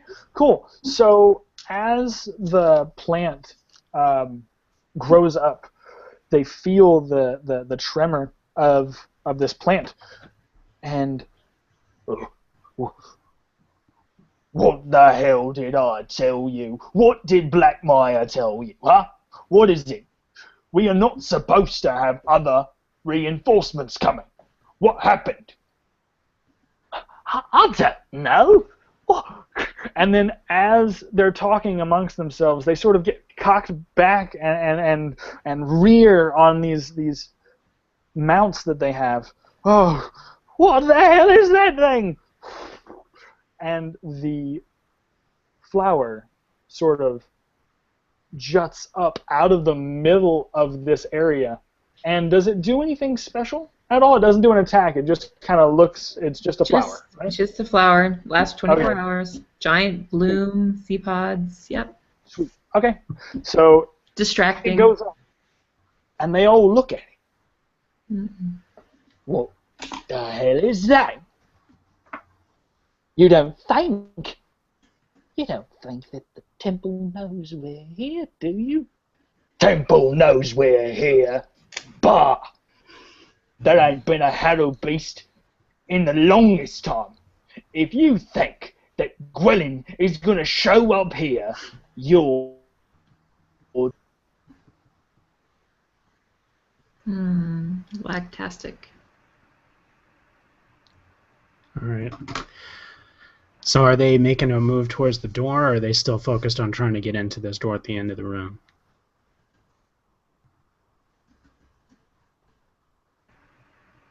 We must perform a sacrifice to the gods to bring back Chad. I think so. I think the punt monster has punted him off. I will slit both wrists and drink a bottle of wine, and then I will spew the wine out, and Chad will rise from it. Rise, Chad, rise! Like a beautiful, naked, human phoenix of wine. And there will be flames, red flames, just coming out from behind Why are you him. going to bring nudity into this? We don't have the budget for flames or a good outfit, so we're just coming out naked, covered in That's what we got. All right, so he just comes out with jazz hands. Jazz hands. Yeah, we'll have him do jazz hands, and then we quickly get him off the set, because for every second he's not there, there's another second we don't have to pay him. So things continue. He's not really in the guild. Mm-hmm. We don't have a budget for this. He's not covered by our insurance. None of that. I mean, come on. Didn't sign the clause. May Chad return to us with speed one day. So anyways, giant plant is coming up from the floor. Goblins are now staring, and we are on hold. Right. I would like to cast a 9th level fireball on the flower. and blow it up. Fair enough. And the heat will melt the temple, and the temple will collapse on them, and they will die. Well, So I mean, are we trying to lure them out, or what are we going to do? I was just trying to just distract them. I mean, they were already distracted, but I mean, we can. How many are there? Did you say like 3? And some wolf creature dog things. Yeah. They're riding fucked up wolves. We're gonna kill the wolves. I mean, it's up to you guys. We can smoke them out. We can distract them. We can just go in guns blazing. I say we kill the wolves. Kill the wolves and leave the goblins be. Handcuff, tie one of them, and question them. I don't know. We just kill the wolves, and then they just, yeah. When the DM leaves, the PC metagames. It was only through the power of metagaming can we truly succeed in life. So this is the cut to the PCs seeing where these goblins are, these wolves, discussing what their plan of attack are, right after this lotus has bloomed. And yeah, sure, we can have it spewing pollen. It's just not dangerous pollen, unfortunately. It's the kind of pollen that makes the wolves sneeze, so Yeah. that way the wolves trip, and it's then allergenic. That's kill the about wolves. sure.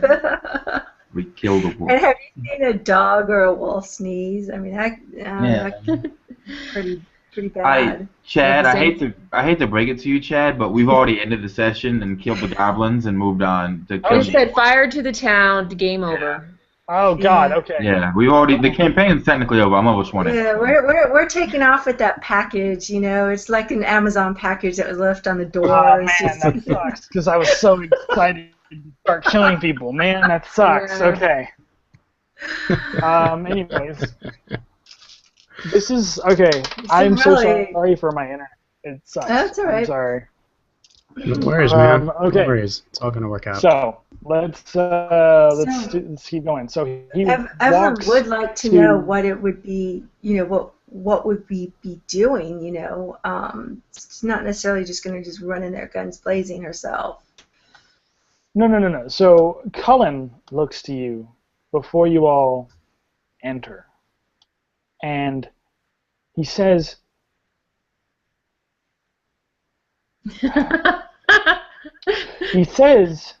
to the party, all right, now, I'm not a fighter, I swear. I don't know, but if you go in there, you are looking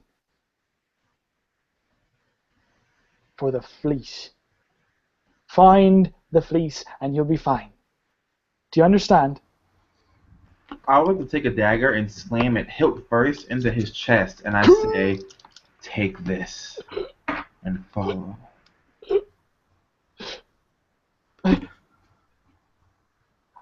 All right, Well, I then. don't know about bringing a guy like that into a fight like this. Like as not, he's going to get in the way. If he doesn't learn to protect himself now, he'll just die later and this will all be pointless, and I didn't come here to waste my time. You're right. You're very right. His doe eyes and his shaggy brown hair sort of. He wipes his brow. Oh, I'll try, but I can't promise you that I'll be any good. I know a little bit about the temple, but not much. All I know is that you aren't going to pass that door. Not easily, at least. They got it blocked off. All right, so there's another way in then, eh? No. Typically, the door goes into the other main chamber. But when the refugees were forming, when I had all of them, we tried to lock ourselves in. I found a way out in the back, but you can't get back down there now. It's caved in. There is no door. There is no barrier in there that will stop you from finishing what you have to do. And the huntsman looks to the others and he says, We've already made ourselves known. It's pointless to sit here talking about what we want to do when they come rushing out here in a moment.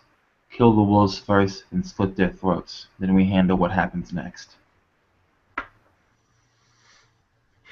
Bakarov, I kind of like sit back and I say, all right.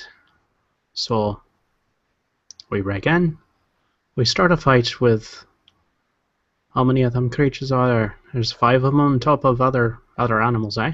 Not all of them have mounts, but a couple of them do. All right, and there's 5 of them total. It seems as though if you were to go in all together, you could put up a decent fight because these mounts aren't full health. They are rather rabid and gross, but they do look rather prepared. So, yeah. So I look over at Evelyn and I say, so, how about that little device you got picked up from the bar?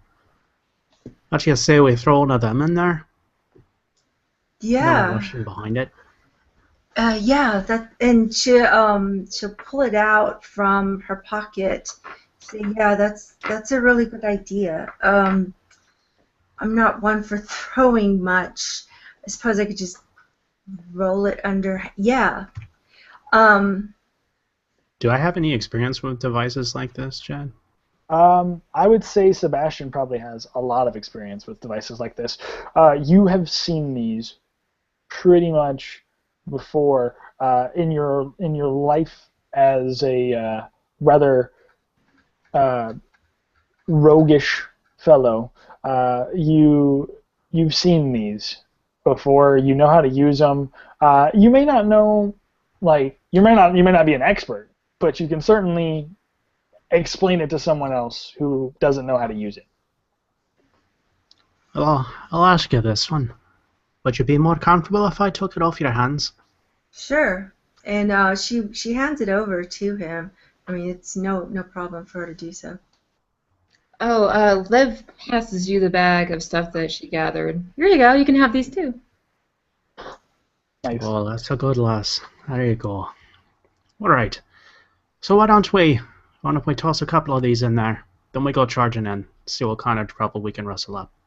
Do we want to set a trap outside, maybe? So when they do come out, we are able to catch them, or maybe like shooting fish in a barrel? The huntsman looks at you, Liv, and he simply says, "The trap has already been set." And you see him snap his fingers, and both of the men that he's captured go to each end of the door.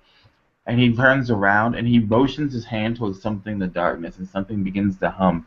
And he turns back around and he looks to Sebastian and he says, "I'm ready when you throw it." All right. Then I guess we load these in, see if they start coming out, and then we just we start laying into them. So he'll pull out his bow and get an arrow kind of trapped within his left hand, so he can have it ready to knock. But he'll take the satchel, put it over his shoulder, and then take out one of these old devices. I'm assuming I wouldn't have a proficiency in it, but I can use my dex to throw it. Oh, for sure. For sure. Okay. We'll go ahead and mechanically say that you can do that. Okay. All right. So he'll look around to everybody and see if they're ready to go. I cast bark skin on myself. All right. Okay. And do I get a nod from everybody that we're ready to go?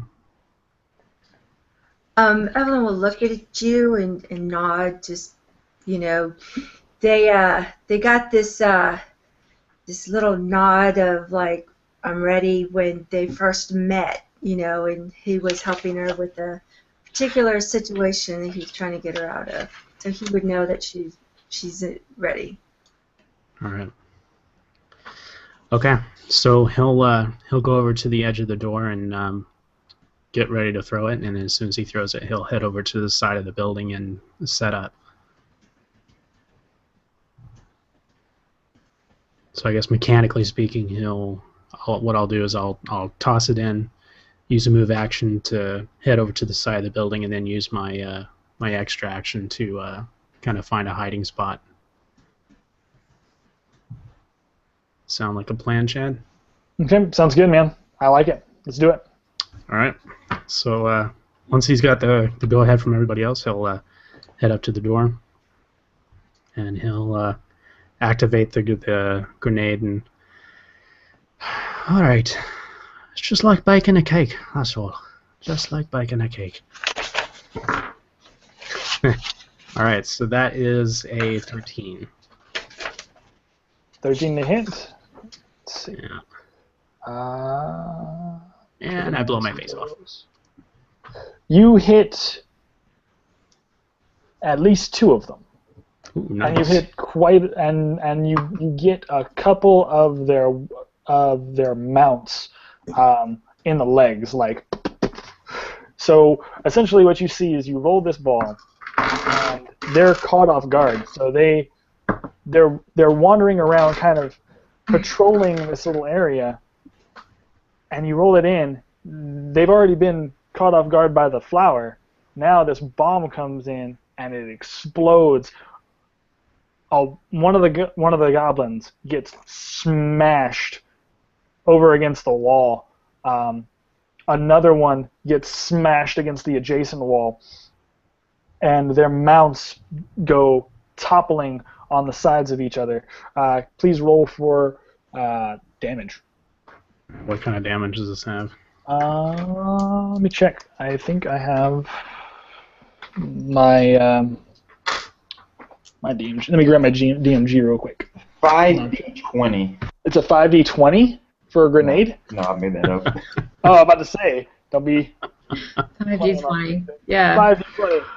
Awesome. Endgame. It says over 9,000. That's endgame. That's endgame. I broke the church. We also, God. you roll a percentile die and you add that damage to it as well. Yeah, that's totally what happens. Sure. Let me check for you real quick, man, because I'm not sure on grenades. I believe.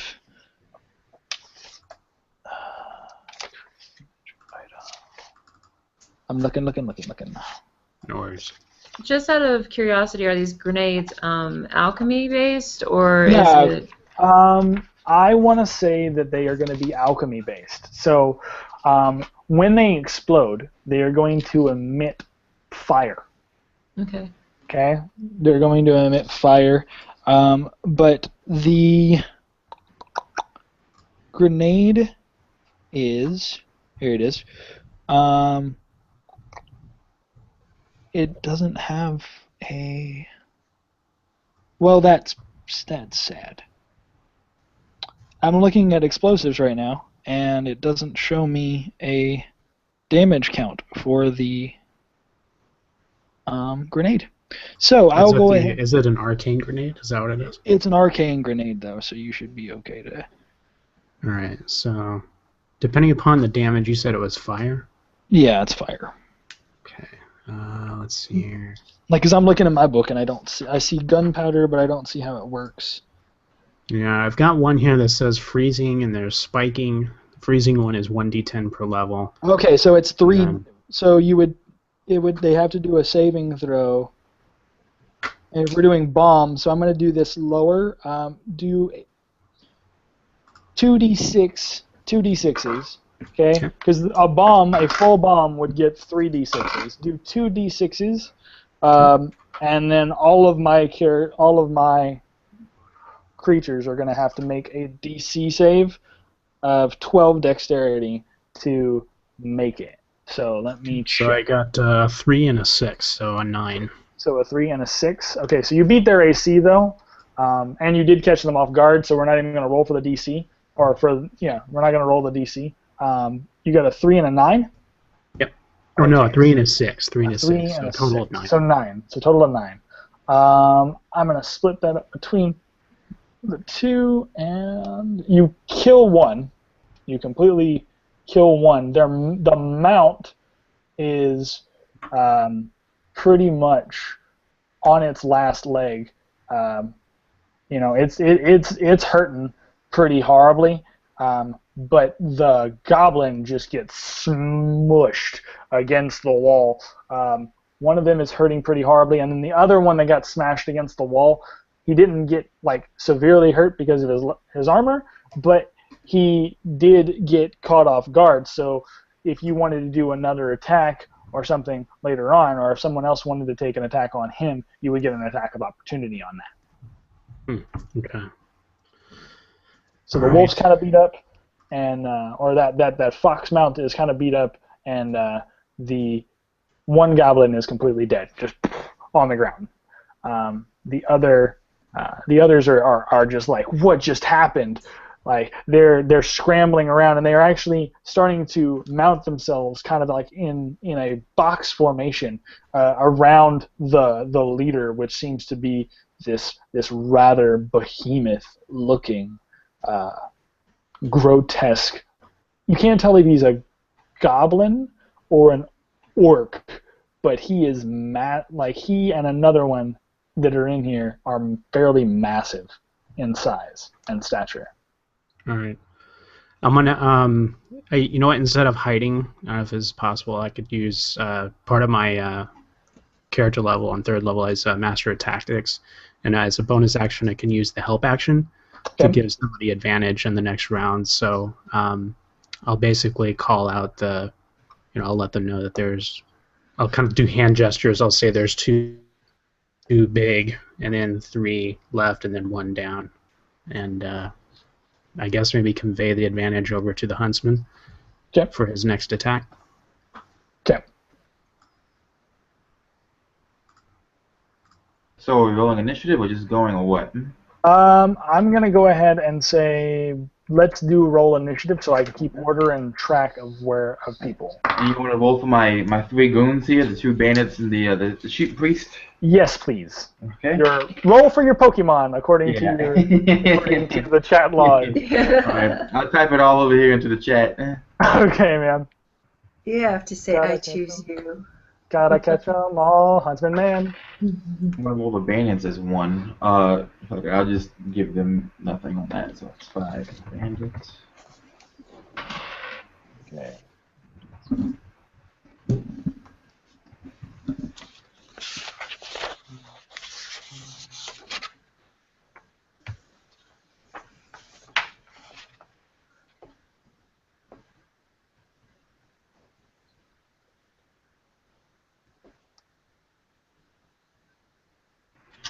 For the 2 bandits, do you want me to use the stats for guards in the monster manual and call it a day, or what are we doing? Yes, please. Alright, let's use that, and that'll be fine. Alright, and I'll use the commoner for the sheep priest because he sucks at everything. That works, dude. That works. I have my own stats for him, but I will go ahead. You go ahead and use. I have my own stats for Cullen, but that's for later, so we're good. Alright. Making sure I get all these in here. What did I do? Writing these things down. Okay. And 17. Okay.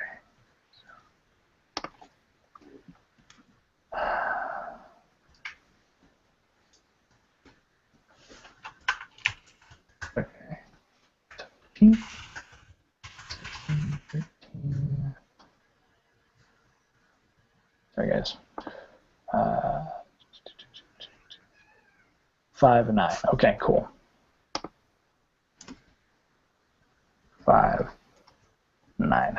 And then I got to roll initiative for my guys.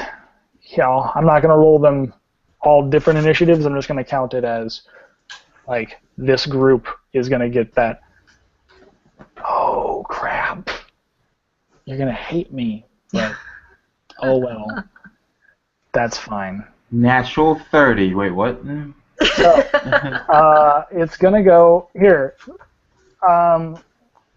Marquis, roll me another d20. Okay, I'm going to roll another d20 as well. Ooh. I got a 5 base on that other d20. Okay. So here's what's going to happen then. For future reference, for this round, I will let you go first. But for future reference, the goblins are going to go first because I rolled a nat 20 on their initiative. So for this round, because they're still surprised, you get to go first. All right. Then they will go. All right. But next round, they'll get to go. Sounds good then. So as this explosion goes off then, and the temple begins to shake, and the kind of like thunder echoes outwards, I imagine the huntsman sees Sebastian turn around and start giving all his hand gestures. You can't see the huntsman's face because of the shadow being cast by his hat, but that humming is getting louder and louder behind him. He steps to the side, and with his left hand, you see him beckon for something to come from the shadows, and it comes shooting out too fast for the eye to actually catch, not even the moonlight as it would reflect off of it. As a bolt is the best way I guess you can describe it, goes slinging itself directly through the smoke clouds and straight for the forehead of that one leading goblin, that one leading monster. So with advantage, I'm going to roll that because of my good man, and thank God for advantage. And that is going to be a total of, excuse me 1 second, total of 15 to hit. 15 to hit. Yes, sir. Let's see, the biggest one? Yes, sir. Let's take a look. For the biggest one in the room, it just hits. So, hold on, wait. Are you wanting the one on? There is one on a mount, and there is one not on the mount. Are you going for the one on the mount? Okay, to specify, let me rephrase that. I don't want the one on the mount. I want the one on the mount, but I want specifically his mount. I should have clarified that. Okay, so you want specifically the mount. Okay, yes. Then perfect. You do hit the mount. Yes. Okay, and so that's going to. So basically, as this thing is flying through the air, it's also lowering the temperature as it does so. And as it hits, it's going to do a total of 5 plus 3. All right, so it's going to be a total of 8 points of damage. A good portion of that, which is actually cold damage, as the bolt kind of sinks into the things wherever you want to put it, and it begins to quickly freeze the blood and the pus on its skin and its pustules, trying to quickly kill this thing. Okay. And then, so how much for damage? A total of 8 points of damage. 8 points of damage. Okay, cool. So let me get my.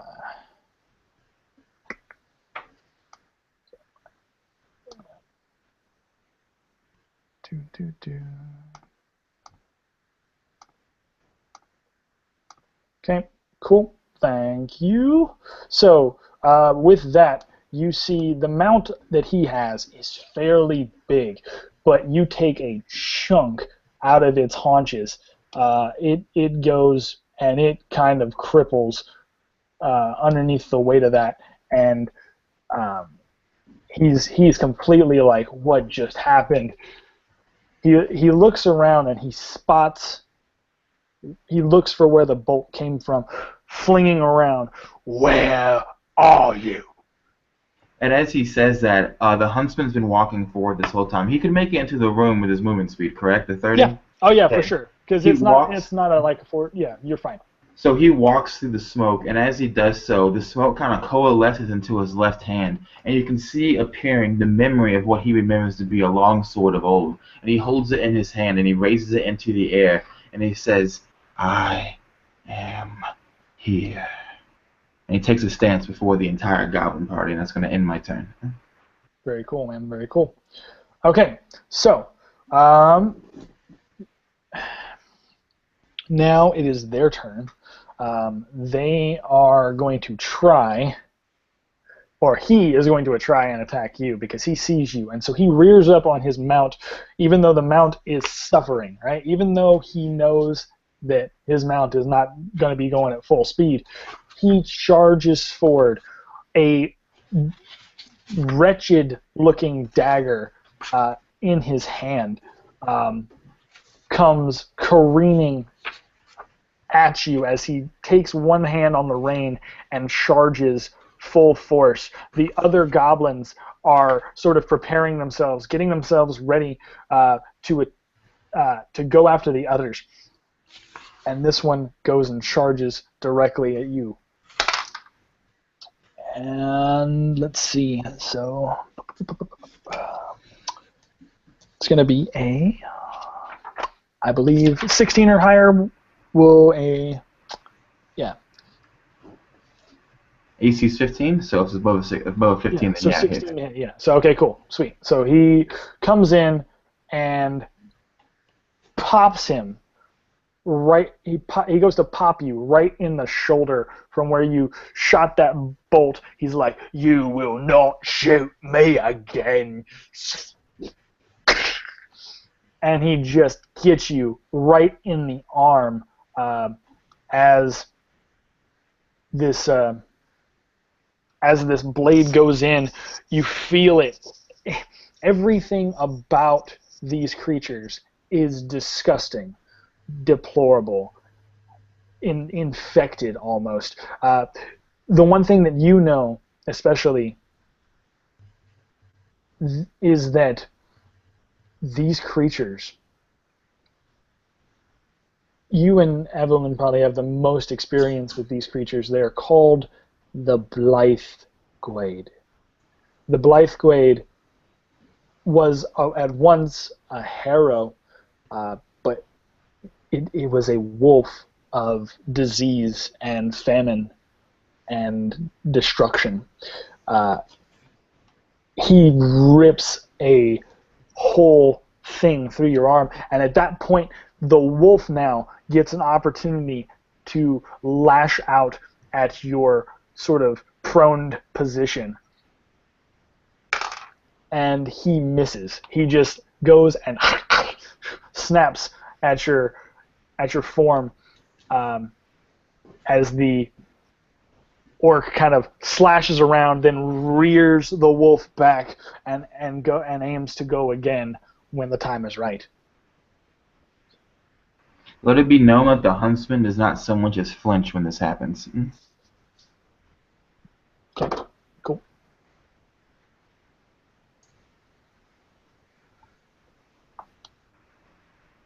Who was next?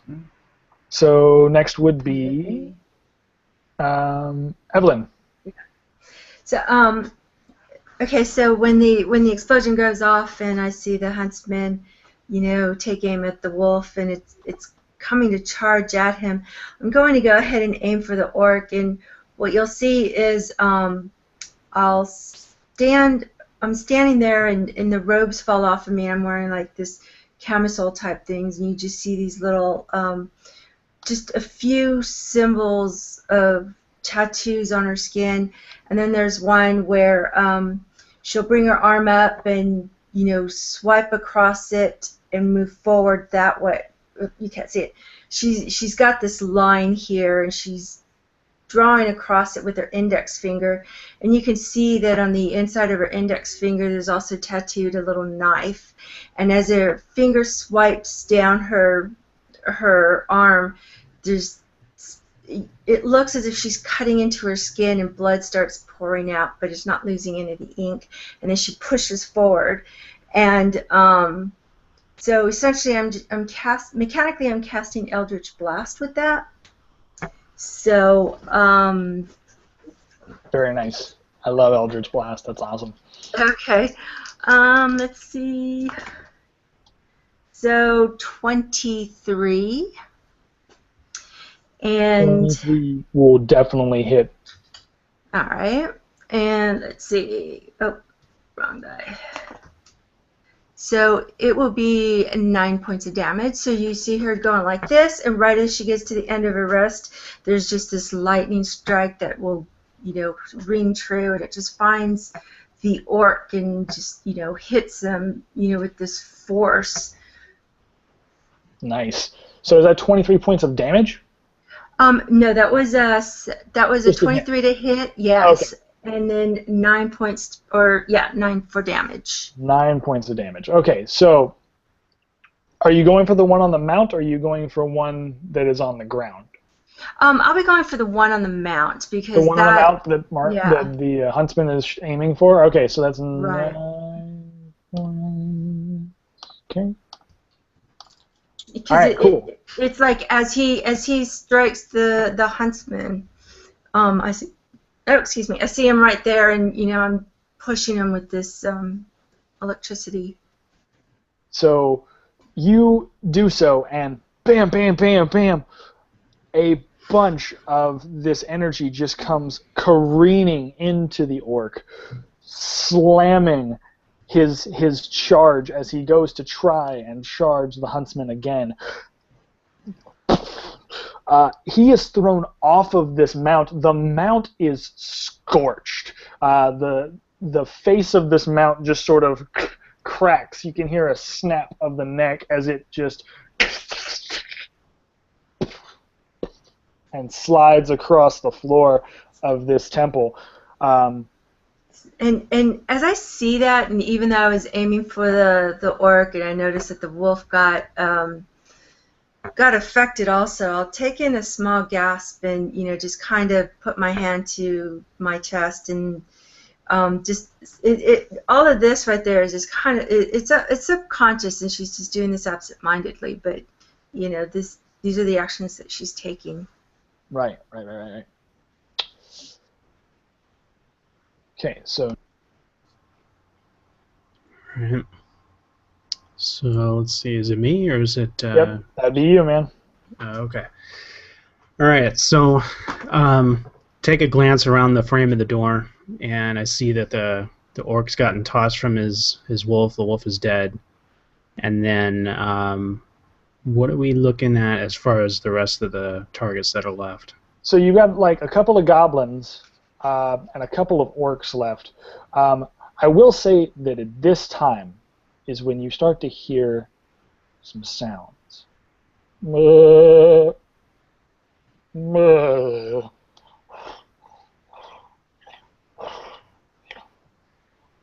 And like, I look at the priest and like wonder if he's like turning into a goat. You begin to hear these sounds like up in the rafters, up in the area, and Cullen looks at everyone with these doe eyes, like,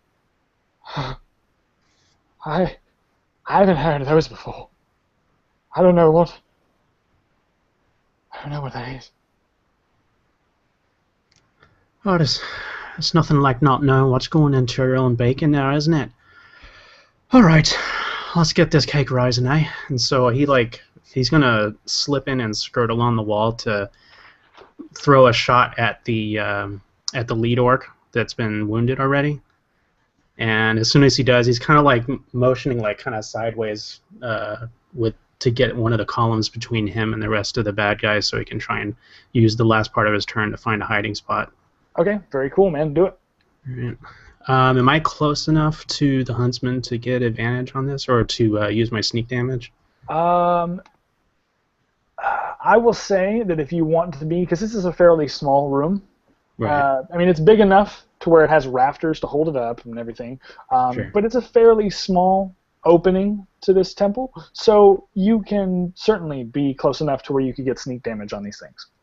All right. So I'll try and see if we can't put the lead orc down and maybe demoralize him a bit. Cool. Yeah. All right. So 18 plus 5, so 23 to hit. 23 to hit hits, dude, for sure. Okay, cool. And then my sneak damage is up to, what is it? Crud. Where's that? 3d6. No, is that right? It's not right. Sorry, I was looking up my sneak damage. I'm sorry. I don't think you're good. It might be 2d6 because it's level 3. It's only 2. It's only 2. Okay. All right. So 1d6 damage. That's 2. 6 is 8. Plus another 6 is 14. Plus 3 is 17 points. Okay, so 17 points of damage. You're aiming for the large one, right? The big one? Yeah, the one that the huntsman first hit, that fell off the mountain that Evelyn just hit with that. Okay, so describe to me really quickly how you dispatch that. Right. That particular.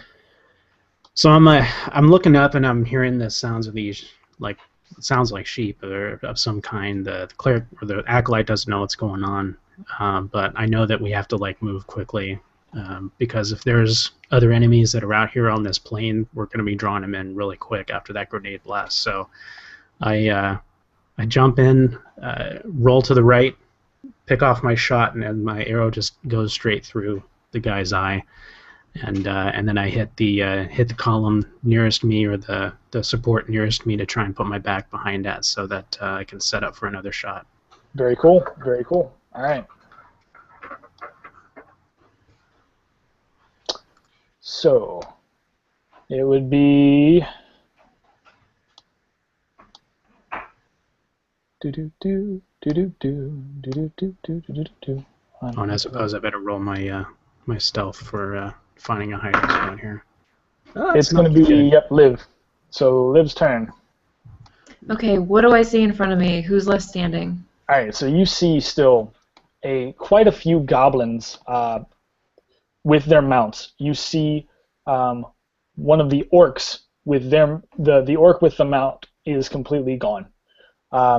But you see quite a few goblins left, maybe 5, and another big orc. And this one is decked out in some fairly nicer armors, pretty much a chest plate, and he looks like he's been given like the second in command sort of situation. But he doesn't have a mount. He's just sort of acting as a guard. He has no other additionals except for maybe a small shield and a little bit of a long sword. Okay.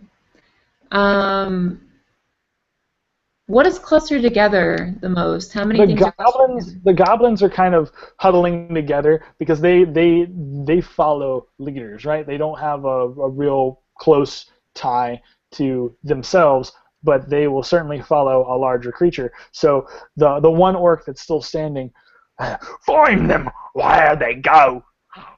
And then so the two or three goblins that still have mounts, they go off and they start to sniff the ground. They start to sniff the area to try to find where you guys are either hiding or wherever you guys are going to be at. All right. Before they disperse and make a movement, Okay. Liv's hair begins to lift. Warm currents and cold currents surround her body. Blue and purple light emit, and she casts fairy fire onto the cluster of goblins. Okay, you want to cast fairy fire on the goblins? Okay, cool. Tell me what that does real quick, so I know. So it gives my teammates and I an advantage, and they have to make a dex saving throw. Okay, cool. And they have to make a dex saving throw. And they're all cast in purples and blues and green lights. Okay, cool. So they're gonna make a dex throw real quick, and then I will. All right, let me do the dex saving throw real quick. Find out what they're gonna get. Oh, okay. Well, they all make it. Well, I'm not gonna say they all make it. I'll roll again.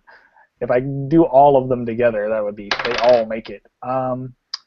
And you said how much do they have to go and beat it by for a dex saving? Well, if it's based off my magic, it's 14. 14. Okay, so one of them fails.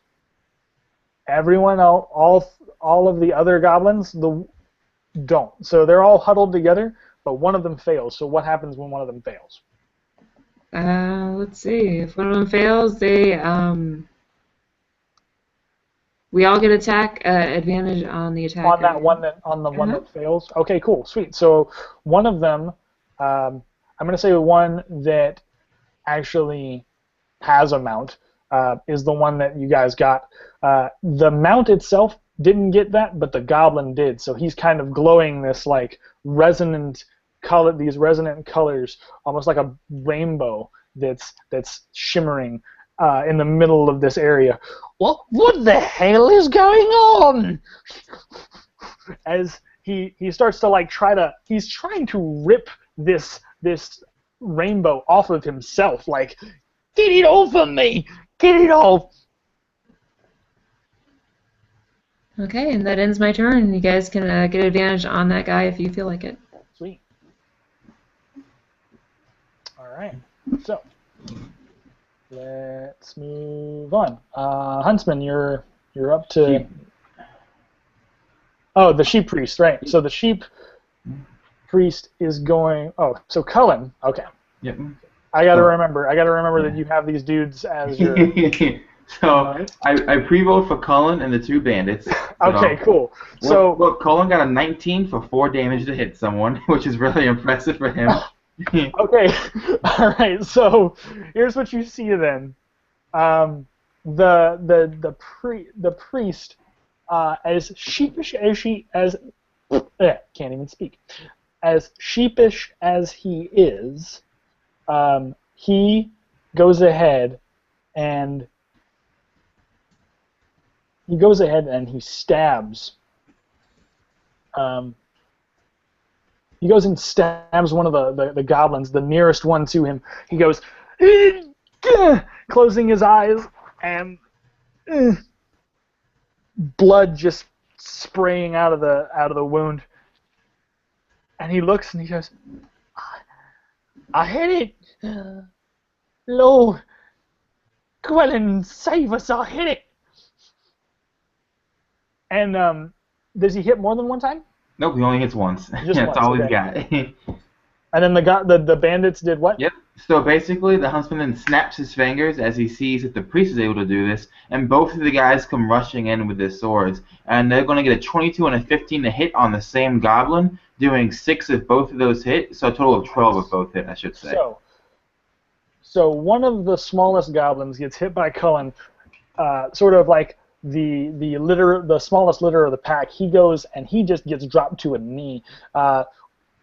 2 other goblins, you said they took 6 damage each, or just 6 damage total? 6 damage each. So that's going to be...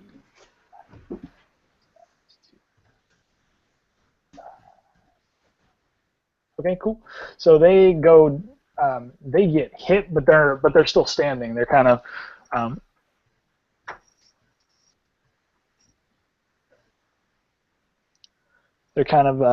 resonating. Hold on one second, guys. It seems the tornado has left Amanda and struck our DM. We see Chad's camera comes on. Sorry, I got distracted. I'm sorry, I got distracted. Okay, anyways, yeah. So you see both of the 2 of the goblins just get clacked by these other bandits, but they're still standing and they're holding themselves. One with the mount rears back and holds the reins, and he's looking at all of you like, what in the world is going on? The only one, like 2 of them still have mounts, and they are putting themselves in front of the other few that don't. As you are all preparing this, though, from the rafters, as the bandits finish theirs, from the rafters, you hear a thud.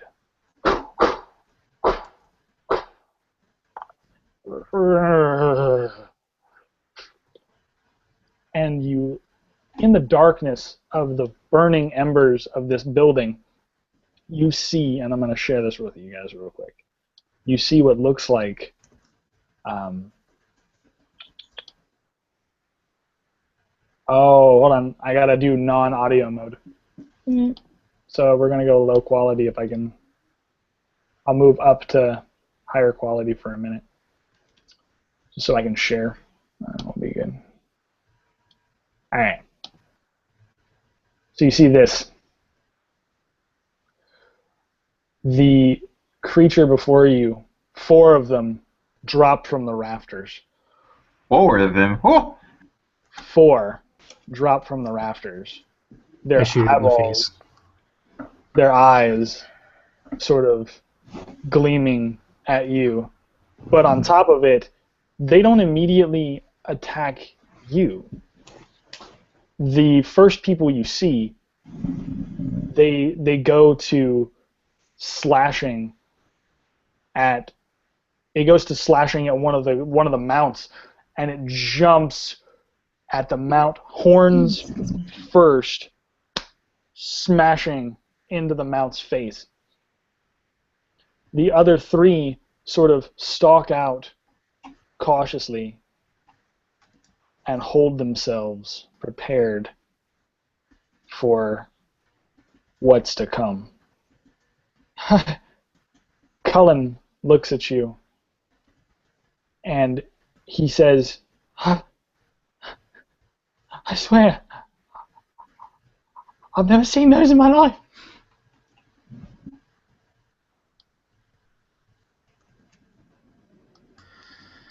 I like glance over at the acolyte. I'm probably a little bit distant from him to where I can't really hear what he's saying, but I probably see the confused look on his face as I'm watching these things move around inside. I'm like, God, I don't know if I really want to have these fellas in my party or not.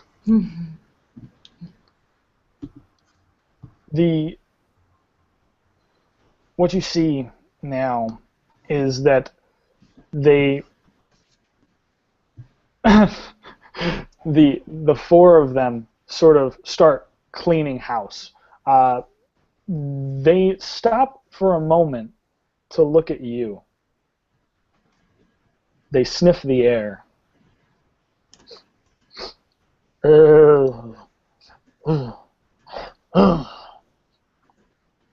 And what do you guys do upon seeing them? So the goblins just got slaughtered by these guys, right? Yeah, one of the goblins just gets upheavaled by pretty much a spear. So if you can imagine, they're dropping down from these rafters. Mm-hmm. One of them drops from the rafters and just spears head first into this goblin. He is completely obliterated, but the wolf goes tumbling. And there's more goblins, correct? There's more goblins. So how I... Oh, sorry, go ahead. Yeah, no, so there's more goblins, but so now this room is pretty much like, this room is a fairly large room, but it's pretty filled at this point with just the chaos of combat. So what I would imagine is, there's a huntsman at the top of initiative order. The huntsman's looking around, and he turns around as these things are dropping behind him, and his grip tightens on his ghostly longsword just a bit more. But then he sees they don't go for him or his comrades, and they go for these crows. They go for these goblins, these servants of the wolf. And he turns and he watches that one get speared, and out of the corner of his eye, he sees another one of these goat things getting ready to be torn apart by another one of the mounted wolves from behind it. So instantly bursting into motion, what I want the huntsman to do is I want him to whistle. And as he whistles, that bolt picks itself from the ground and goes slinging for the back of that wolf. And then I want my longsword to be coming around as well, trying to sight its mount, its rider, directly in the head. So, yep, those would be my two attacks. So you want to roll for that? Yeah, dude. So you're going to go pretty much, what is it? I'm trying to think. Guardians of the Galaxy. Yeah, man. Yeah, man. So I pre-rolled earlier, but is this the one that has advantage on it, or would that be fair to say, or no? Yeah, because one of the ones that had the mount had advantage. Right. On it. Yes. So I'm saying I'm not going to re-roll for the I'm not going to roll again for the 19, so I'm pretty sure that hits, but I'm going to roll again for the 12 with advantage, just to be clear, and that was fucking even worse. So I have a 19 and 12 to hit, so I'm going to say the 12 is going to the mount and the 19 to the guy I'm riding it. Okay, so 12 to the mount, 19 to hit for riding it? No, 19 to hit the rider, 12 to hit the mount. So you hit both, but you hit the mount just barely. All right. So the mount's going to take, what was it at? Okay, let's go back up real quick. Okay, so the mount's going to take a total of, freaking Jayne in here blowing up chat, messing me up. Okay, the mount takes 8 points of damage. Okay. The rider is taking 12 points of damage from the bolt. So the bolt would actually freeze through the rider as it's hitting him and striking him in the back, and my longsword is trying to scythe out the wolf's legs. Oh, okay, sweet. So basically, you watch this whole scenario go down. The bolt cuts through the wolf. The legs just kind of cripple under the kneecaps. Clack, clack. And then as the bolt comes back around and freezes through this goblin, you see shards of nothing but just frozen ice sort of rip out of its shoulder, and he is just decimated against the wall here. And they both go down. Just. And as they both hit the ground, I would look at the goat whose life I just kind of saved, and I would quickly turn away from it and begin to engage with the nearest thing as a goblin, and that would end my turn. Very cool. Very cool. All right. So, the let's see here. I have to roll for them real quick. Okay. Well, that helps. Alright. Alright. Make sure I make some notes, and then we'll be good. Okay. Cool. That would be now it's the goblins' turn. So the goblins are going to try, seeing that they're almost now getting to be outnumbered. They're not quite outnumbered. There were quite a few in here. They're getting close to being outnumbered in terms of bodies, though. The two goblins that are on the floor, they're cowering behind the one goblin and the orc that's still like. One still has a mount, the other doesn't, but they're kind of shielding these other two. They're all kind of gathered, and now you see that the fawn, these creatures, they turn to you. As you see them, they look like they have bits of twigs and tar just etched across their faces. They have these clubs made of ram's horn in their hands. And you see him, one of them, turn to you and have a brief moment of wanting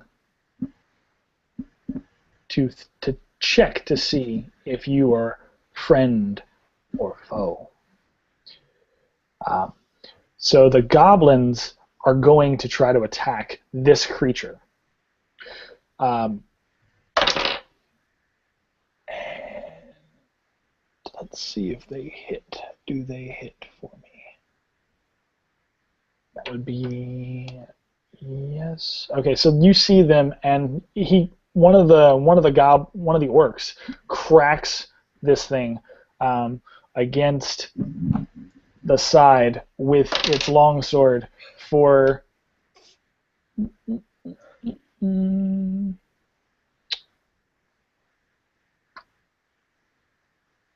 points of damage. So it goes and blasts through one of these creatures, and you can hear what sounds like a bleeding, but at the same time there's this guttural sound to it that doesn't sound right. And he looks around, and the orc says, "We can take it. We might be a few, but I swears we can do it."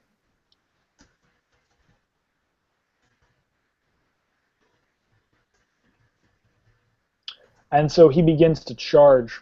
And then so, let's see. The following would be... Jeff. Evelyn is next, yeah. All right, so when these... They all begin to charge. All of them begin to charge from the door. all of the orcs? Yeah, well, all the orcs and goblins that are still left in the room, Okay. they are planted at the door trying to kind of back away from the amount of people in this room. But they realize that they're kind of outnumbered, and they put themselves in a position to defend. They go in, they start to charge forward. Okay. The question I had, when these creatures fell down from the ceiling of the temple, would they be anything that I would have possibly read about? Would I have recognized them or anything? Are you talking about the creatures? Yeah. Okay, so you may have read from this. You may have read from this before, but ideally, you've never seen these creatures. You've never seen these creatures before, but you've heard of a thing called the Horned Heralds. The Horned Heralds are a sect of this church that are the high priests, essentially, and you know that they exist, but as far as these particular creatures, you're not exactly sure Okay. about them. You know that there are factions within the church that might have something to do with them, but you've never seen these creatures. Okay. Exactly. Okay. I guess because I'm like, I never really went inside. I stayed outside to, attack whomever it is that I could attack. So does that mean that these orcs now are coming towards me? They are coming towards the front of the door. They're actually coming towards these creatures. And as you begin to do that, you hear, if you're outside of the church, you hear this resonant bleating of and you just hear all the commotion that's going on, the sword slinging and the blood sprays and everything that's going on inside this little area. At that point, if you're getting close to the fight, you may not be able to tell who's friend or foe. Right.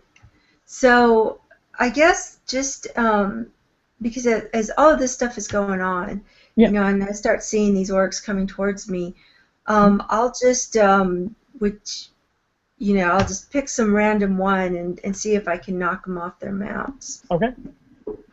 Let's see. And I rolled a 14. No, Okay. yep, 15. Sorry, 15. Okay. Oh, what I'm doing is I'm casting Eldritch Blast again, and I'm just using the same motion, and cutting a little deeper into my tattoo. Very cool. So essentially, you tell me how you, if you're going to go for just that one mount there, tell me how you drop that mount, the one with the mount as he charges forward.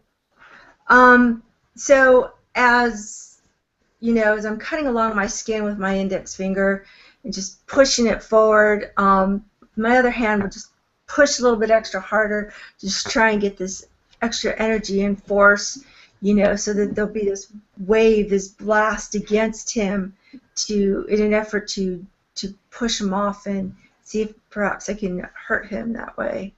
Okay. So, all right, what are you trying to do one more time? I'm casting Eldritch Blast. Okay, yeah. So knock the guy off the mount.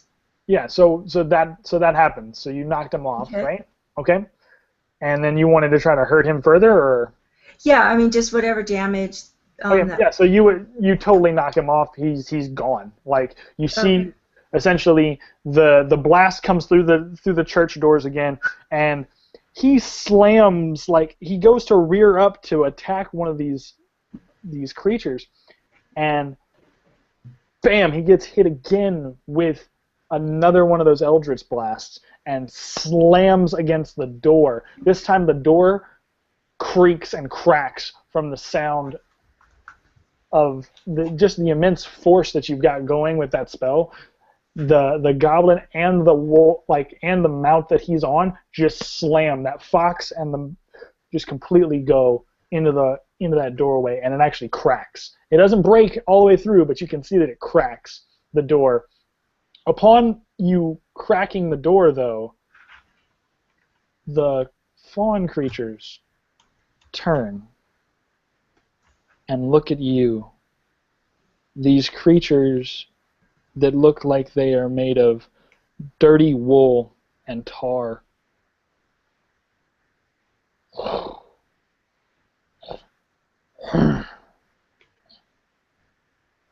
And their brows all furrow in almost an aggressive stance, and they begin to turn away from the remainder of the orcs and goblins and look at you.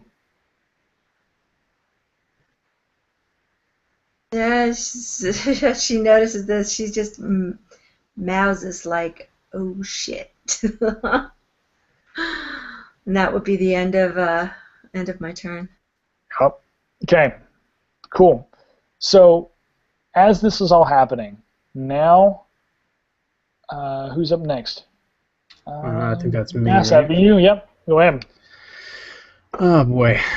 So I don't know if I'm kind of like from my vantage point. I'm not sure if I saw that interchange, but maybe I might have heard the door cracking or that damage going on. But so I peer around the pillar where I'm at, or the brace or whatever, and see if I can't sight in on another target, like maybe the other orc that's in the room. So after a moment, you see that you see an orc and you see a couple of goblins left, but they begin to try to hightail it out of here. They begin to try to leave.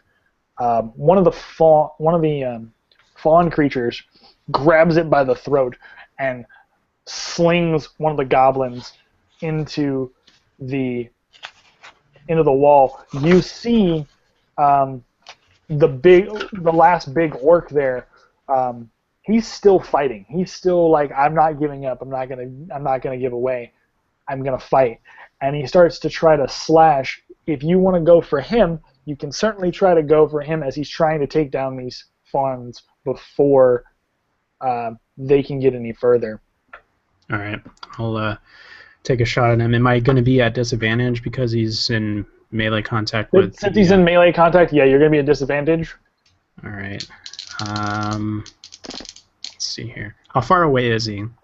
Like I said, this isn't a very big, room, so you could go ahead, and I will say that you have a shot on him for sure from wherever your vantage point is in the room. You have a shot on him. Well, I was thinking, get rid of that disadvantage. Maybe switch to my rapier and try and get a backstab in on him. Oh, you could do that too if you want to. Yeah, I think I will. I'll take a breath. All right, Buzz. Just gotta take a second. All right, here we go. And he pulls out his rapier, comes around the corner of the pillar, and starts going in on the back of the orc. See if he can get a stabby stab on him. Let's see here. Don't know if that is gonna do it. Plus 5, 7. So that's a 12. Okay. So what you see then is a 12 to hit. You miss. So as you're coming into the back to hit, you see that it just barely misses as he goes to try to slice at this creature in front of him. His arm goes up as yours goes down, and it just clashes against the side of this plate that he's wearing. And he looks down at you like, "What are you doing?" And he goes to try to grab your face now. Crap. Can I use my disengage action at this point? You can use your disengage action if you'd like. Yeah, I'll go ahead and do that because I was gonna roll. To see if I could grapple you. But well, if he's going first, I mean, I got the move action to get in there. And but attack, this is your move. This is your roll. And okay. Well, if it's within the rule, then yeah, definitely, I'll try and disengage. No. I mean, like I said, this is on your turn. So if you want to try to disengage before you can get another action in, perfectly fine. So I jump in to try and take a stab at him, and I miss his arm as he's sweeping up, and he looks back at me, and I'm like looking at him, looking down at my sword. I'm like, "Oh, would you look at that? I found my sword. I'm gonna go over here." And so I dash backwards. And he just wafts at air, and maybe just maybe grabs just the tendrils of the back of like a cloak or whatever you're wearing. He just grabs a little bit and just whips it. All right. All right. So as we're going forward, let's see. We have. It's Amanda's turn. Liv. How many baddies are in the room still? We have a couple of, just a pair of goblins and orcs, and then the 4 creatures are still in this room, looking at you. Looking at me personally? Well, no, looking at Evelyn, but they're all facing you now. They've grown tired of the orcs. The only one that isn't facing you is the one that is in combat right now with the Okay. orc. Okay. Fey ancestry. Could I use that right now? Are they? Here's what I will tell you. If you want to try to use Fey ancestry, I'll go ahead and we can say you did. Because what you sense from these creatures is not necessarily Fey. They may look like Fey and sound like Fey, but they're not entirely Fey. Very much like yourself, Fey might be there, but you're not sure of exactly the origin. Okay. We mean you no harm, fawns or goatmen. And at that Speaking- point, Speaking action, yeah. oh yeah, no, that's fine. At that point, one of the fawns looks at you and goes to touch towards your face. Okay. I pull away and questionably look at him. It looks like it's an aggressive stance, but then the hand goes to that of almost like a priest, where he would open his hands up, almost like an offering, and the others fall in suit behind him. One of them still has a club, sort of apprehensive, looking at the others, and the other one, in combat with the orc, is just trying to fend this off as they go forward. He takes his head and goes down and tries to slam into this orc as this interaction between the three of them is going on with you and Evelyn on the outside. Okay. So I let him touch my face then. Okay. It feels odd, honestly. You feel almost slumbering when he touches your face. Can you please roll me a wisdom saving throw? Is this a charmed thing? Because I don't think It's I not- can be charmed. Well, let me ask you a question, because I don't necessarily know mechanically. Is sleep technically a charm? No, if she's an elf, she cannot be put to sleep. If she is not an elf, she can be put to sleep. Or she's an undead, she can't be put to sleep. But she's not Okay. undead. She So cannot. she's, Yeah. but if she's part that, Part elf. If you have the trance feature, essentially, you don't be put to sleep. If you don't have trance, you're not put to sleep. okay. So, Because mechanically, you're a half elf who's had things removed and changed with the Fable and stuff from Grimdark, correct, Amanda? Right. Okay, did you keep trance? Did I keep what?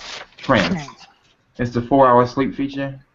No. Meditation? Okay, then you can be put to sleep. Okay. I rolled a 17. so you rolled a 17 though. Okay, cool. So you don't go to sleep, but you feel this as the hand comes and caresses against your face. You feel this warmth, almost like a soft blanket, something that looks so vicious and aggressive for these creatures, even though they're in this town that supposedly is the nicest town ever. It's practically Pleasantville. They look highly aggressive and vicious from the outside, but when they touch you, it's this warmth. It's this like glowing feeling that you feel.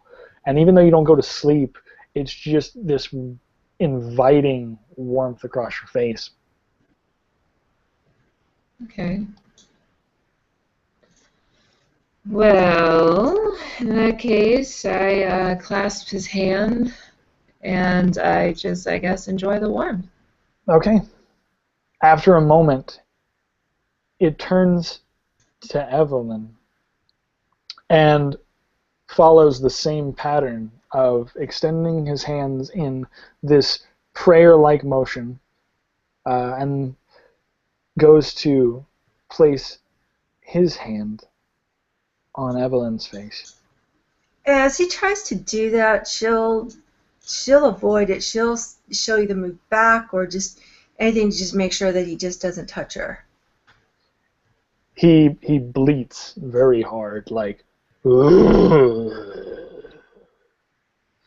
and you hear in the back of the church now, as this is all going on, the two bandits and Cullen are trying. They don't know what to do, so they're actually, if you guys forgot, the two bandits are scared out of their minds. They start stabbing everything, not just the goblins, but the creatures that came from the rafters. They don't know what's friend or foe. They begin to stab everything, and they're freaked out. They are crazy. They're like, I don't know what this is. What the hell did you get us into, old man? Have they already stabbed something? Like, have they already drawn blood from one of them?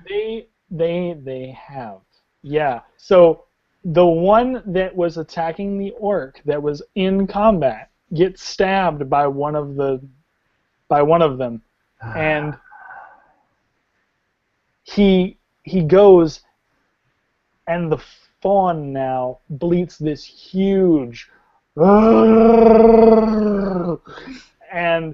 What a Wookiee! takes a hand and just slams the bandit's face into the orc, and over and over and over again. At that point, the other three that were trying to be civilized have just lost their attention span. They open up into a frenzy. And at that point, you guys have opportunity to try to calm them, or you can try to attack them to protect yourselves at this point, because they are just going off the rails. It's a stampede. The sheep have gone wild. So are there still orcs and goblins in here? There are only a couple. There were only two orcs and goblins in here, and there were only there were the 4 fawn men, but the bandits and Cullen didn't know exactly what to do at that point. They were so scared that they begin to attack. And by doing so, they have now put you guys in a pretty desperate position. Right. Okay. Oh, go ahead. Are we doing a narrative instead of initiative order? Oh, no. We're still going in initiative order. I just broke initiative order for a minute to move, to kind of add some flavor to what was going on. Because I forgot about the fact that the bandits and Cullen were in there, and I think I skipped over them at one point. And so I'm trying to add in what was going on inside the church as this was happening with you guys. So. Okay. Okay. So Sebastian's next then, or is? Yeah. So no.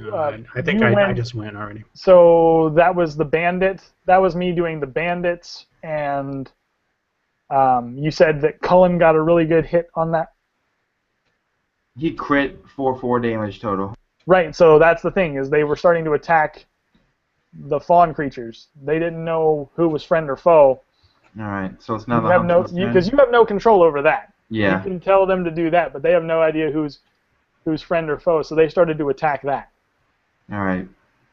So we're back at the top of initiative order. So it's the huntsman's turn, correct? Yep. All right. The huntsman. This entire thing has quickly turned into a cluster of chaos from his perspective. It's went out of hand, and it started going out of hand when the Fey woman summoned that flower originally, and since then things have quickly went downhill in terms of strategy and range combat. So from his perspective, he has 3 goals here. The first goal is, of course, the overriding goal is to search for the woman he's searching for. And he's not sure if it's the Fey girl or the Elf girl or someone not related to anyone here. He's not verified this shit. The memory has not come to him. The second goal was to protect the sheep man and to give him these two soldiers, the crows, who were he was trained to reform and who have now ruined everything. And the third goal, the last goal, was to get the fleece. So with these three thoughts, he looks at these sheep things going berserk, and he's no fool. He's extremely experienced, I think the word I should use is. So the huntsman has seen not these things before, but he's seen the remnants of horror beasts. He's seen how they operate, and he knows protectors when he sees protectors. He quickly turns to see Evelyn, and he sees that she's being surrounded by these things because she was the last one to be approached. And knowing that the bandits will be dead soon, regardless of what he does, the huntsman quickly explodes into motion. He moves like a wolf, but with tendons and muscles of steel. And he goes flying out of the temple, flying past the goatmen, and he puts himself as a wall between them and Evelyn with the sword out. And there's a hum behind the goatmen as the bolt shoots into the air and lands at his feet. And he holds the sword there, warding them off. He doesn't say anything to Evelyn. He doesn't say anything to them. He's just waiting, and he's holding his action to see what they do next. That's going to end his turn. Okay, so the injured fawn creature in the church, you hear him just go and crouch down, and he slams himself into the orc, into the goblins. The orc isn't like the goblin is crushed. The other goblin is crushed. The orc isn't completely decimated, but he is slammed against this door, and the door finally cracks open. Upon hearing that, the fawns look up, and they glare at you four. They are about. They sink their haunches in, and they look as though you shall not pass this day. Is But Cullen you know, still alive? Cullen is still alive, but they are like motioning him out. The other two that are still in the church, they are motioning him out of the church as fast as they can. Anyone who is aggressive is either going to be attacked or they are getting pushed out of the church. So they are going to go for Cullen and the bandits. The one bandit that's left, and Cullen, as far as attacking. They haven't attacked you guys yet, but they look aggressive enough to do so. But the door is open on the other side if you wanted to try and get to the door. So, are we still like in combat right now? Okay. I would say that you're getting close to where the combat would be ended, but Okay. As far as right now, we're still in combat until you guys decide what you want to do. Sure. Because I think it would be my turn at this point. I go after Huntsman after. Yeah, it would be, because the creatures just went, so it has to be her turn. Right. Yeah. Okay, so I'm standing there, and as this fawn creature is trying to reach for me to touch my hand, I'm trying to dodge him and just take a step back because I don't know what these creatures are, and I don't want them to touch me. And then next thing I know, there's just this swirl of smoke and just a swirl of just stuff or matter just instantly in front of me, between me and this fawn creature reaching out to me. I see this I see the huntsman, and it was like an instant. It was almost startling to a sense because I wasn't expecting such something that almost would appear to her to be an instantaneous appearance, right? But considering the fact that he did not attack them, she's just wondering if they were going to attack us, why didn't he attack them? At any rate, the one thing that she was thinking of is the box that Sebastian had brought. And, just wondering if the contents that are in there should be for these, for these creatures, because we don't know what's in the box. So far, they have not attacked us. They have attacked the other creatures that were hurting, so to speak, the temple. So, would I have seen where Baccarat had put it? Yeah, you guys were walking close enough. He put it behind a tree that is fairly close to the church itself, assuming that you guys might meet someone on the road, but you don't see anyone in the main town square, so the church itself was fairly the only thing kind of that had commotion going on. You could go and grab that if you wished. Right. Okay. So that was going to be my action. I was going to, turn around and run and grab that box. Okay. So you do so, and as you do so, you hear kind of a clattering on the inside of the box. It's not something like. It's just as you're moving, you hear the clattering of the items in question that are inside, and what do you want to do as you get yourself closer and closer to this? Back to the church. Oh, you mean with the box in the hand? Yeah, if you want to do something with the box in your hand, what do you want to do with the box as you get closer to the church? I'm not going to do anything just yet. My next turn, I was planning on opening it. Okay, that's perfectly fine. Okay, cool. So we can go ahead and say you grab it, and then we'll move forward. Liv, it is your turn. Okay, sorry, is it... I think it's my turn. I don't know, is it? I think so. Yeah. Okay, cool. You skipped Sebastian. Oh, I did a skip. Okay. Oh, okay. Yeah. Go for Sebastian, it. yeah. It's fine. Sorry, I'm so all hurt. mixed up, guys.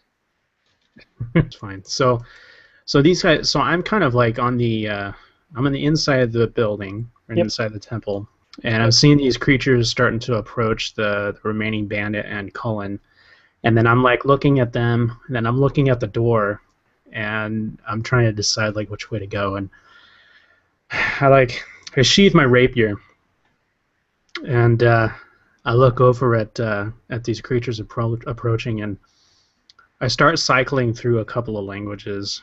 I go to Dwarvish, then I go to Elvish, and then I go to Halfling, and then I come back to Human. And in all those languages, I'm basically saying, "Hey, before you take out the one of the robes, look at his collar. He's one of you. He's one of the ones that likes to worship your kind." And I'll try and do a persuasion, I guess. Yeah, please. If you would do a persuasion check for me, that'd be awesome. Keep them at bay. Okay? That's not a good one. Let me grab another die. And that one stays on the table. Excellent. So that's a 15. 15 to persuade them. You know what? I will say, let me take a look here.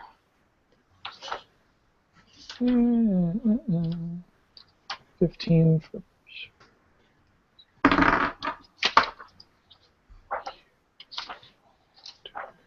Let's take a look at my numbers for...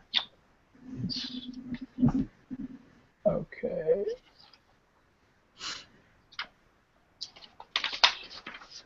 Getting close. No, I'm in the right spot. There we go. Oh, shoot, I totally forgot. We haven't been in here for a minute, right, listening to these guys? I would say it's getting close to a minute, yeah. All right. Yeah, I think you're getting close to a minute. Why? What's up? Not talking at all. Third level, Master of Intrigue. One of the things I can do is if you hear a target for 1 minute, you can mimic their speech. Oh, okay, cool. So yeah, so I would say you've been close. Yeah, I don't think it's a matter of like understanding them, but maybe like just trying to say, just hey. Mimicry? You know, yeah, certainly. Okay. So if that helps. Yeah, and then so what was the DC on that? What did they have to roll you said you rolled what for persuasion? I think it was a 15. And then For persuade. Grab the skill description here. There's no DC for it. It would be contested if anything, or up to the DM to decide. Yeah. So essentially, you see, I rolled to contest that persuasion there, and you see that after a moment, they look at you, and they stop. I've got my hands up, and I'm trying to like be in a friendly manner. Yeah, they look at you and they stop, but you still hear this like bleeding, and the three of them that are still in the room jump to the rafters, and then you hear this clattering, and then they're gone. The three of them have stopped attacking you, but the one that attacked the orc is still bashing its head into this orc now. The orc is almost dead, and it just repeatedly smashes its head into this orc. I like scoop up my bow, and I'm thinking about knocking an arrow, but I'm like watching this thing just have at the orc, and I'm like, buddy, I guess that's okay.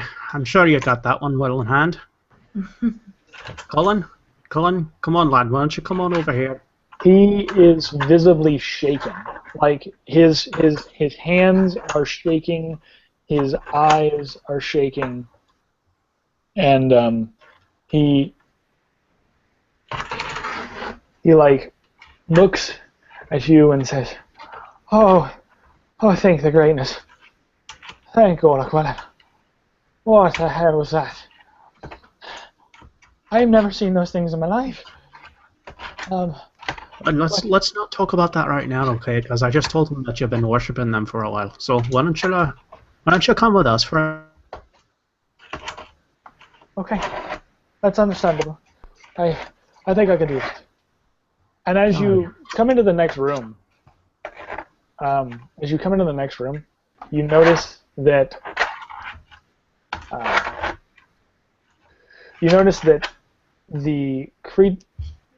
the creature has opened up the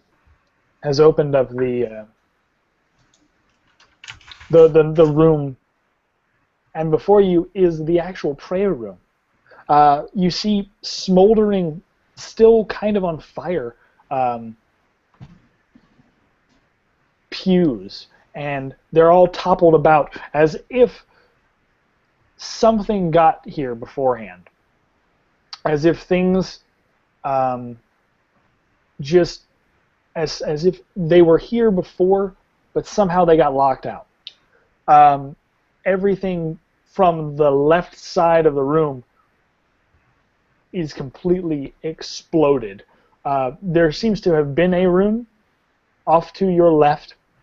It looks like a pile of broken bits and ash, where something exploded from inside this temple. So I kind of I nod and look at the remnants, and mentally I'm just kind of checking it. Well, I'm just kind of taking a look at it. I'm mentally checking off the Cullen story that there had been an explosion in here. Yeah, so there had been a bomb that had gone off, and Bass, as you look to the rubble, as you step into this area that looks just completely decrepit, you see, again, in the corner of your eye, you see a small piece of wood that has that yellow badger symbol etched across it. Is it like the remnants of a box or something? Remnants of a box. It has. You see that the room itself may have been at a time like a parcel delivery area, a notation-taking room with little small altars and desks and everything there. But for the most part, you see next to a burning pew a piece of a box that happens to have just the faintest etchings of the yellow badger. I glance back at Evelyn. Has she returned with the parcel yet? Yeah, but I would be outside still though, because I've never entered the temple. All right. But I'm running back. So I'm like looking over my shoulder, and I know that she's gone to go and get that box. And so somebody knew that was going on here. Somebody knew what to look for, right? So was one of the bandits still alive, or are they? No, both of them were just wrecked beforehand. Right. They were both wrecked by the fawn. Okay. The ones that left, they left the area. And Liv, you, as you enter this area, you see the main prayer area, and in front of it is this beautiful, beautiful statue of what they call the shepherds of Gwlan. The shepherds all seem to be holding sheep in their palms, holding them gently, delicately, but there are 4 of them. And they all seem to be holding parts of what look like wool in the palms of their hands. But you hear in the back of your head, ah, ah, ah.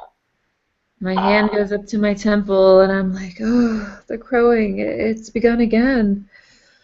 And then I look at the statues. Wool and sheep. The statues that you depicted before, were those paintings or statues, the ones that had the different things? They were small statues. They were like statues that were etched into the columns. Okay. And so they had a shearer, a herder, a loomer, and a Breeder. and a breeder. Yeah, they Is any of- they were all in that room in the columns, and you can kind of see a resemblance to this statue. It's not identical, but they all have 4 locks of wool that are pushed out adjacently from each other, but they all kind of are in this same statuesque area. Okay, does it look like they need to be turned, or is the wool like detachable? The wool looks like if you were to put it all together. I will say that. You have the highest perception. So okay. the last time you rolled a 24. So I mean, if you want to roll again, or if you want to roll a history check or an intelligence check to sort of like. I have a proficiency in insight 6. Okay, cool. So go ahead and roll me an insight check to see if you can figure out how this works. Okay, 19. Okay, so with a 19, you can see that even though one of the arms got partially destroyed, that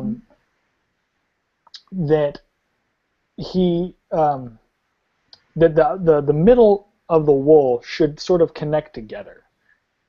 They should be pushed towards each other,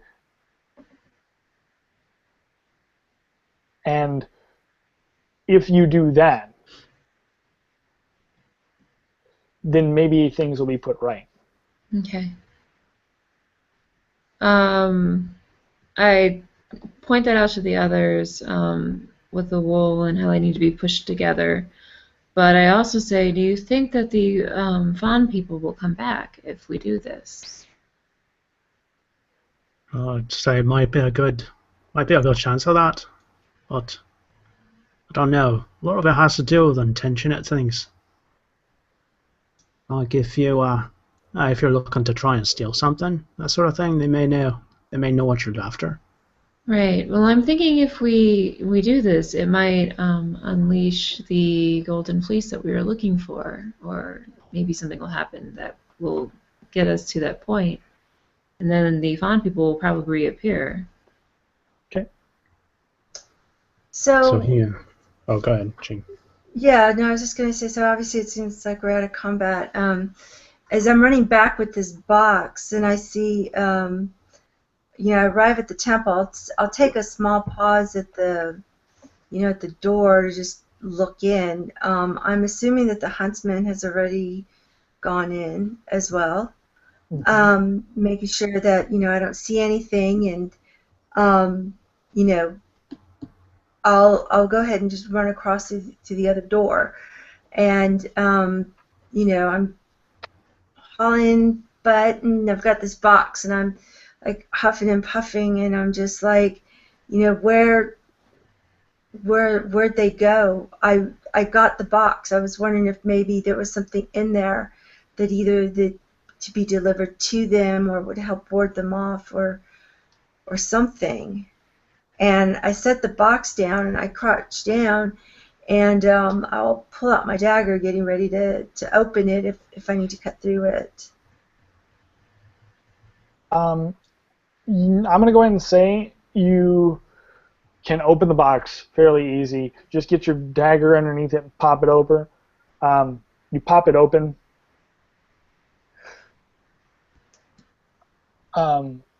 You see inside the box that it's the same stuff. It's the exact same stuff that was ignited from the other box.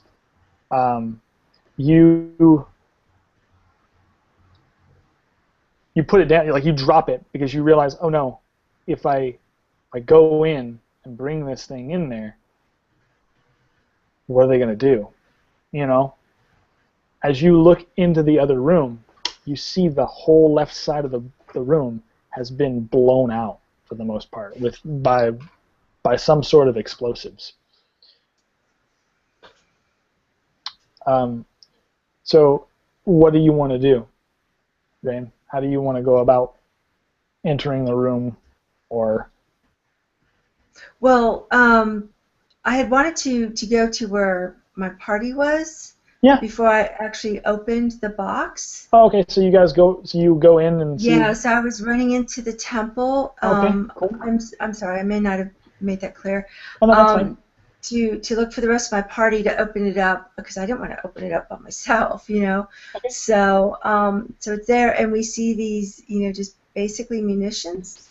You see a box of munitions, yeah. Basically, okay. It has the same symbolism because, of course, he's been carrying this. He thought he was doing the right thing, but he realizes, oh no, like Sebastian, upon looking inside the box, you realize, oh no, now people might suggest that I'm the one that did this. Like, I'm the one that brought this pain to these people, and then, right.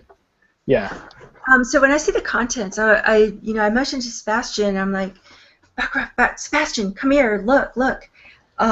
It's just more. Whoever this was to be delivered to was meant to blow this place up, and it looks like they've got a good start.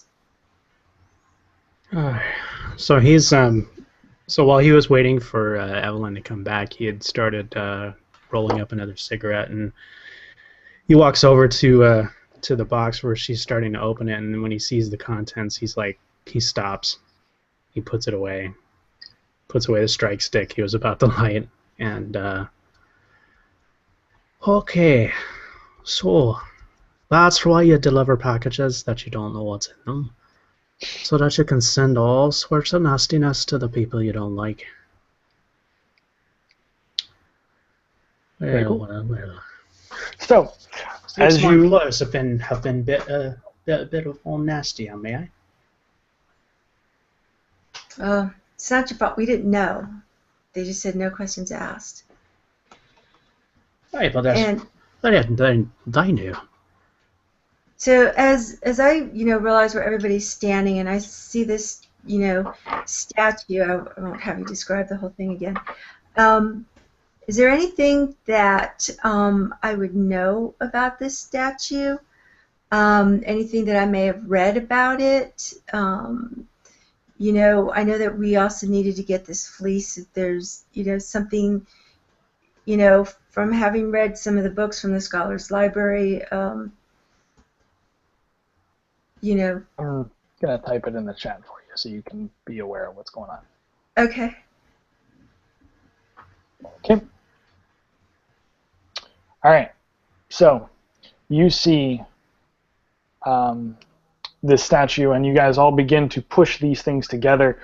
And as you do so, you hear from behind you. You hear the clicks of the hooves and the bleeding again. They begin to follow on the rafters, but as you do so, the mechanics of the statue begin to push you all in a 360-degree motion, and the statue flips around to the other side of the wall. As you look at the other part of this room, you're now in a new room. Something that is hidden from others. Something that they don't even show the other priests. This room is lined with tapestries, wool tapestries that just stream down the walls, and there seems to be these little wool tokens that seem to be all over the floor. But in front of you, there is a small box that seems to be sitting upon an altar. And how do you wish to proceed?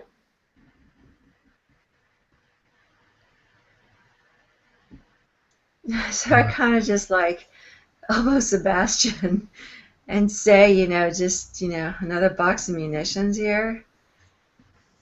Oh, I don't think that's what it is. A whispered voice inside my head starts to say, take it, take it, take it. I'm almost feeling compelled to reach out and grab it. Let's go easy with that one, Les. Let's not be too hasty here. It's across this long room, and you see all of these little tokens that have just been spread out amongst the floor. And upon doing so, you see that the box is this beautiful wood, probably crafted out of the nearby forest.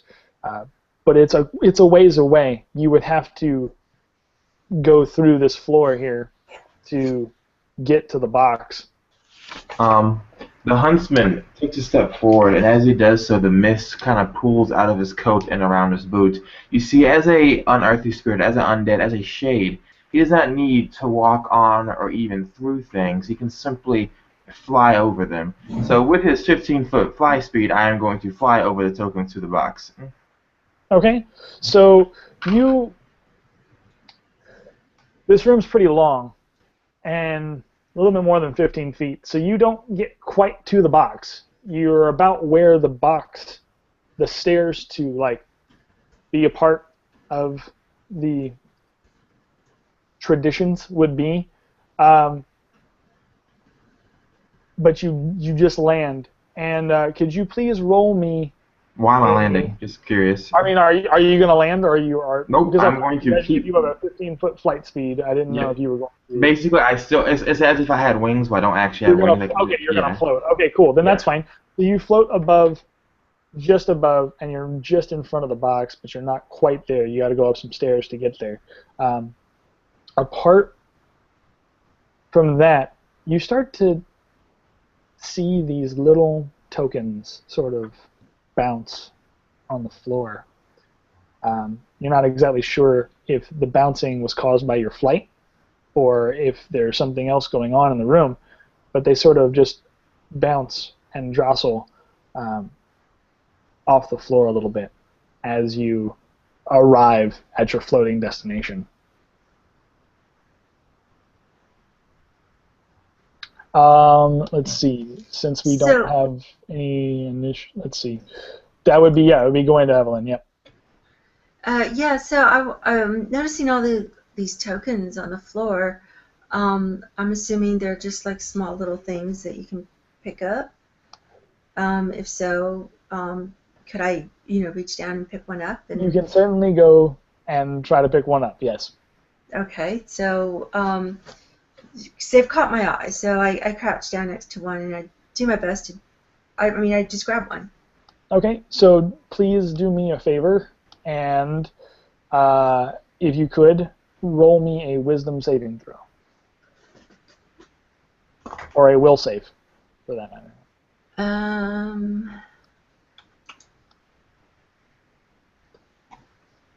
Okay, I rolled a 6. Hold on a second.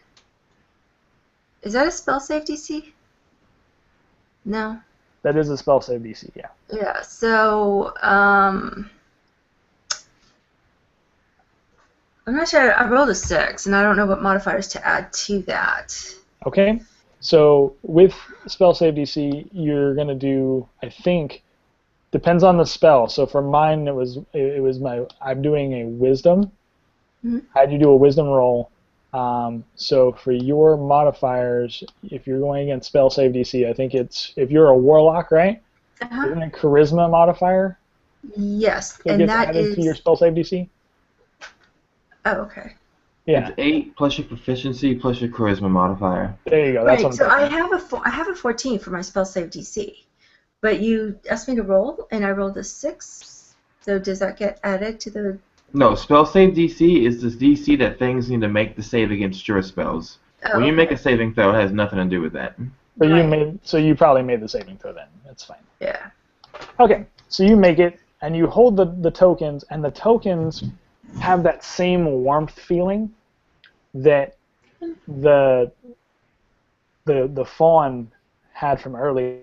They feel extremely warm in your hands as you pick them up.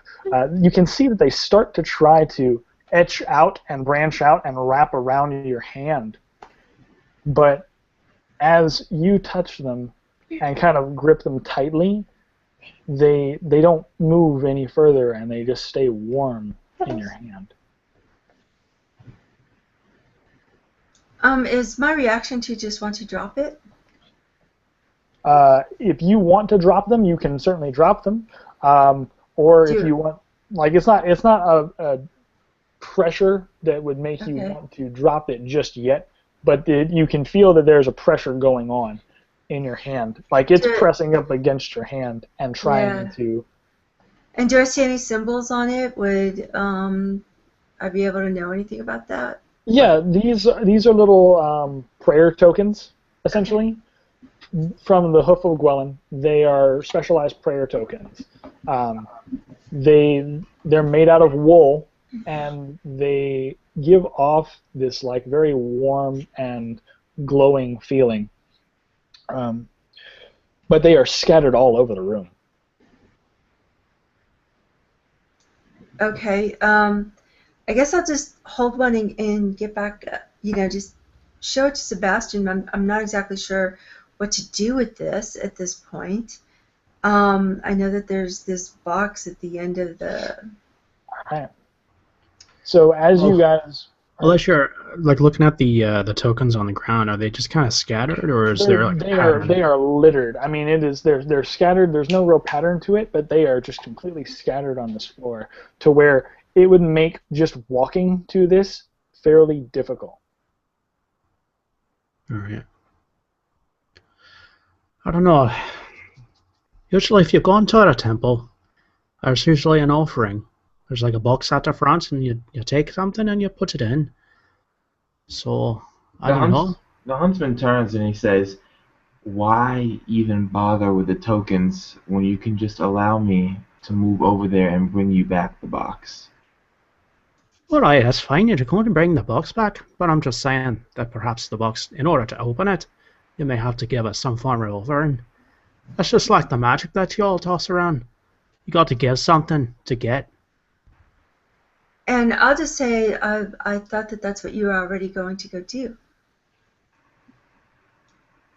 The huntsman nods and he continues flying towards the box. Okay, now, here we are. So Cullen, in the moment of anticipation, he sees all of you he's been following you, and he sees that all of you have made it into this section. His eyes are wide with joy, wide with like awe at the same time. And at that point, you see that he actually points the dagger at you four. I know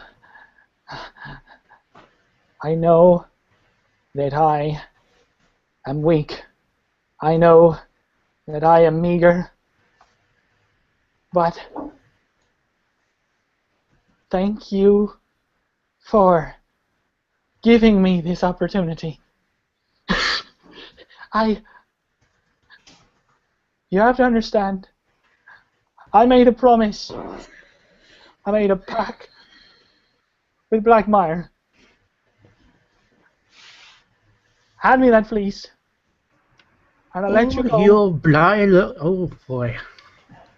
Aren't you just a little turncoat bastard? I saved your dirty little skin from them goatmen. Blackmire, he wants it, and I will not have my family die. But I give you a guarantee the next time you see Blackmire, he's going to take whatever you give him, and he's going to bugger you right in front of your family, and he's going to kill you. You don't know that. I've dealt with him quite a bit, so I do kind of think I know what he's going to do. So don't tell me, you little youngster, what you think, or you don't think. He's going to kill you, one way or the other. And your family, they're probably dead already. You're right. You don't deal with a man like Blackmire. No. I can't go back to Blackmire without a solution. I can't go back to Blackmire without the fleece. For the love of God, hand it to me. And so, as he says this, he basically, you see this. He goes sort of sacrificial, and you see him stab himself with this blade. So much so that he practically slices his arm near off. And at that point, the blood begins to coalesce and wrap around him. I said, no one will be leaving here without that fleece. And you see that, like the fawn before, he's completely deceived you all. He becomes this grotesque. His face starts to break up, and he becomes a grotesque, heavy-horned fawn man. Now give me that fleece. Okay, so who is holding the fleece right now? He stands in front of this doorway. Am I at the box? Oh wait, first off, are there coins on the stairs? There are none on the stairs, no. You see that they are all around the back. They are all around the box, but they are not actually near this. Like on the stairs, there's no thing, but there are coins around the coins and tokens around the box. Right. So I want to land on the stairs without the coins, if that's okay. And when I do that, though, when the huntsman does that, he turns and he sees this guy transform and break through his skin, and his horns rise, and now he's speaking in this almost demonic voice. The huntsman's seen this before. He's seen this 1,000 times before. He does not even flinch at it. Instead, he simply looks over to the other three, and then looks over to the thing. And then the huntsman turns and he says, the fleece is right here.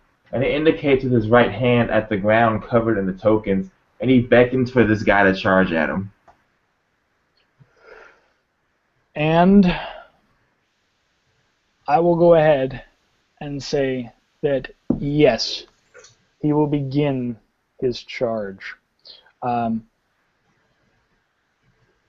as he begins his charge, you all begin to hear the crow that is so deafening it begins to break the glass of this chapel, this room that is emanating light.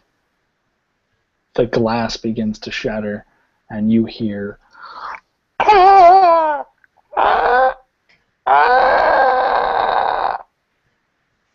as the glass behind you, Huntsman, comes shattering.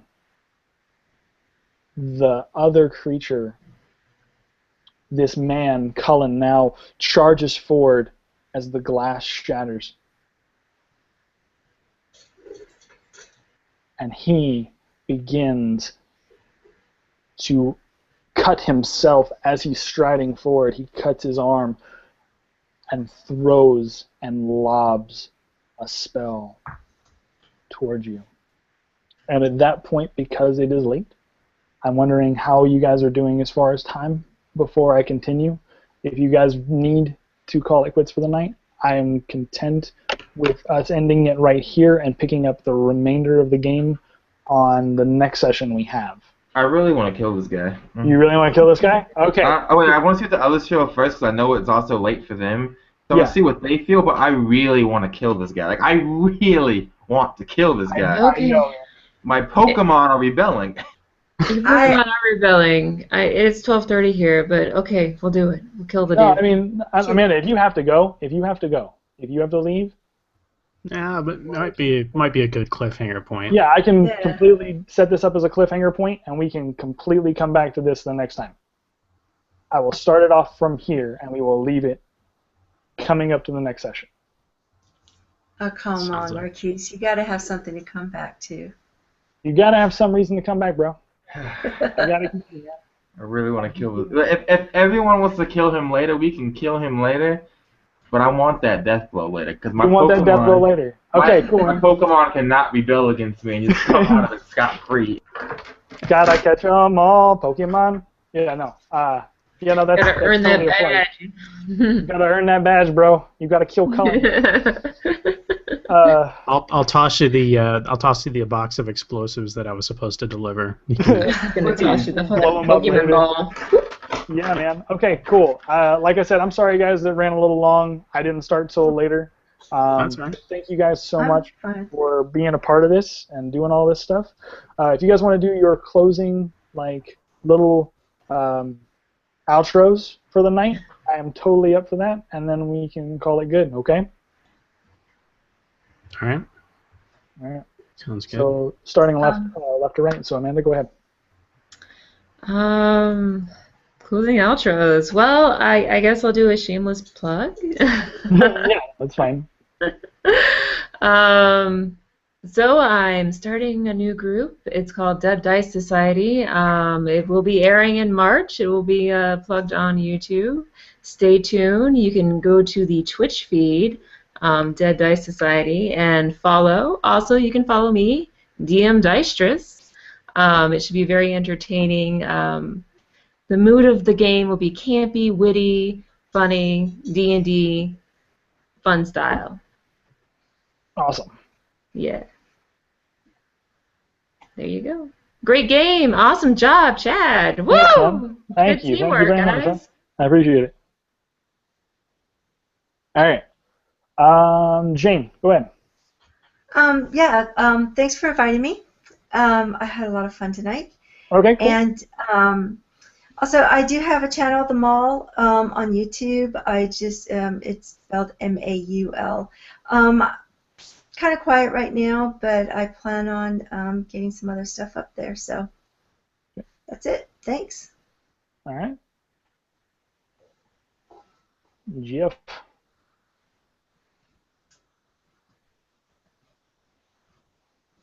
Jeff, go ahead, man. You're muted, Jeff. There we go. No, it's all frozen up and everything. Sorry about that. Okay. Name's Jeff Romo. I work with a group called Roads Ministries, and we have a YouTube channel out there. We've got a Victoriana 3rd edition actual play that's going on right now. It's been running for like about 3 or 4 months, and so we're having a lot of fun there. I'm going to be putting together a Stars Without Numbers persistent universe type thing where I'll have like invitational, where or not invitation, but just whoever wants to jump in can jump in. We're kind of working on that since like August last year, and so come on by the YouTube channel. Just look up Inroads Ministries. It's INNROADS Ministries, and you'll find us there. So I'm looking forward to seeing what happens next. Definitely. Okay, cool.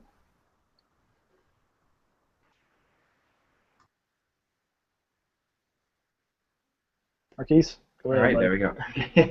Okay, I'm just giving you the floor, dude. All right. I'm Marquis Hardish. You might know me as Typical Strider, but I'm also one half of Point of Inspiration. You can find us on Facebook.com/a Point of Inspiration or pointinspiration.com.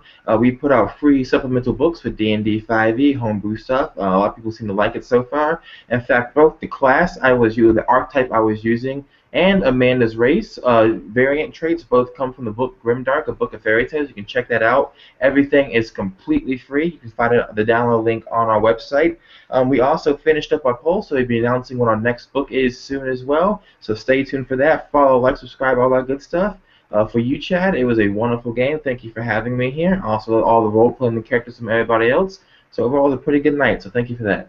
Yeah, man. Thank you guys very much. I appreciate it so much. Guys, for those of you at home who are watching this still, thank you guys for sticking it out with us. My channel is going to be changed into Gastro Gamer on YouTube. However, right now you can catch me at youtube./moviemaker137, or it's under my name, Chad Nick. You can look for that as well. I also have a Facebook and a blog that goes under Gastro Gamer as well. So you can look me up. All of the links should either be under the bottom of the description right now. Thank you guys very much. I appreciate it. And we shall try to do this next month, sometime next month, hopefully, if you guys are all good with that. Sounds like a plan, man. All right. Look Sweet. forward to it. That. Thank you. Okay. All right, guys. Bye. Bye-bye.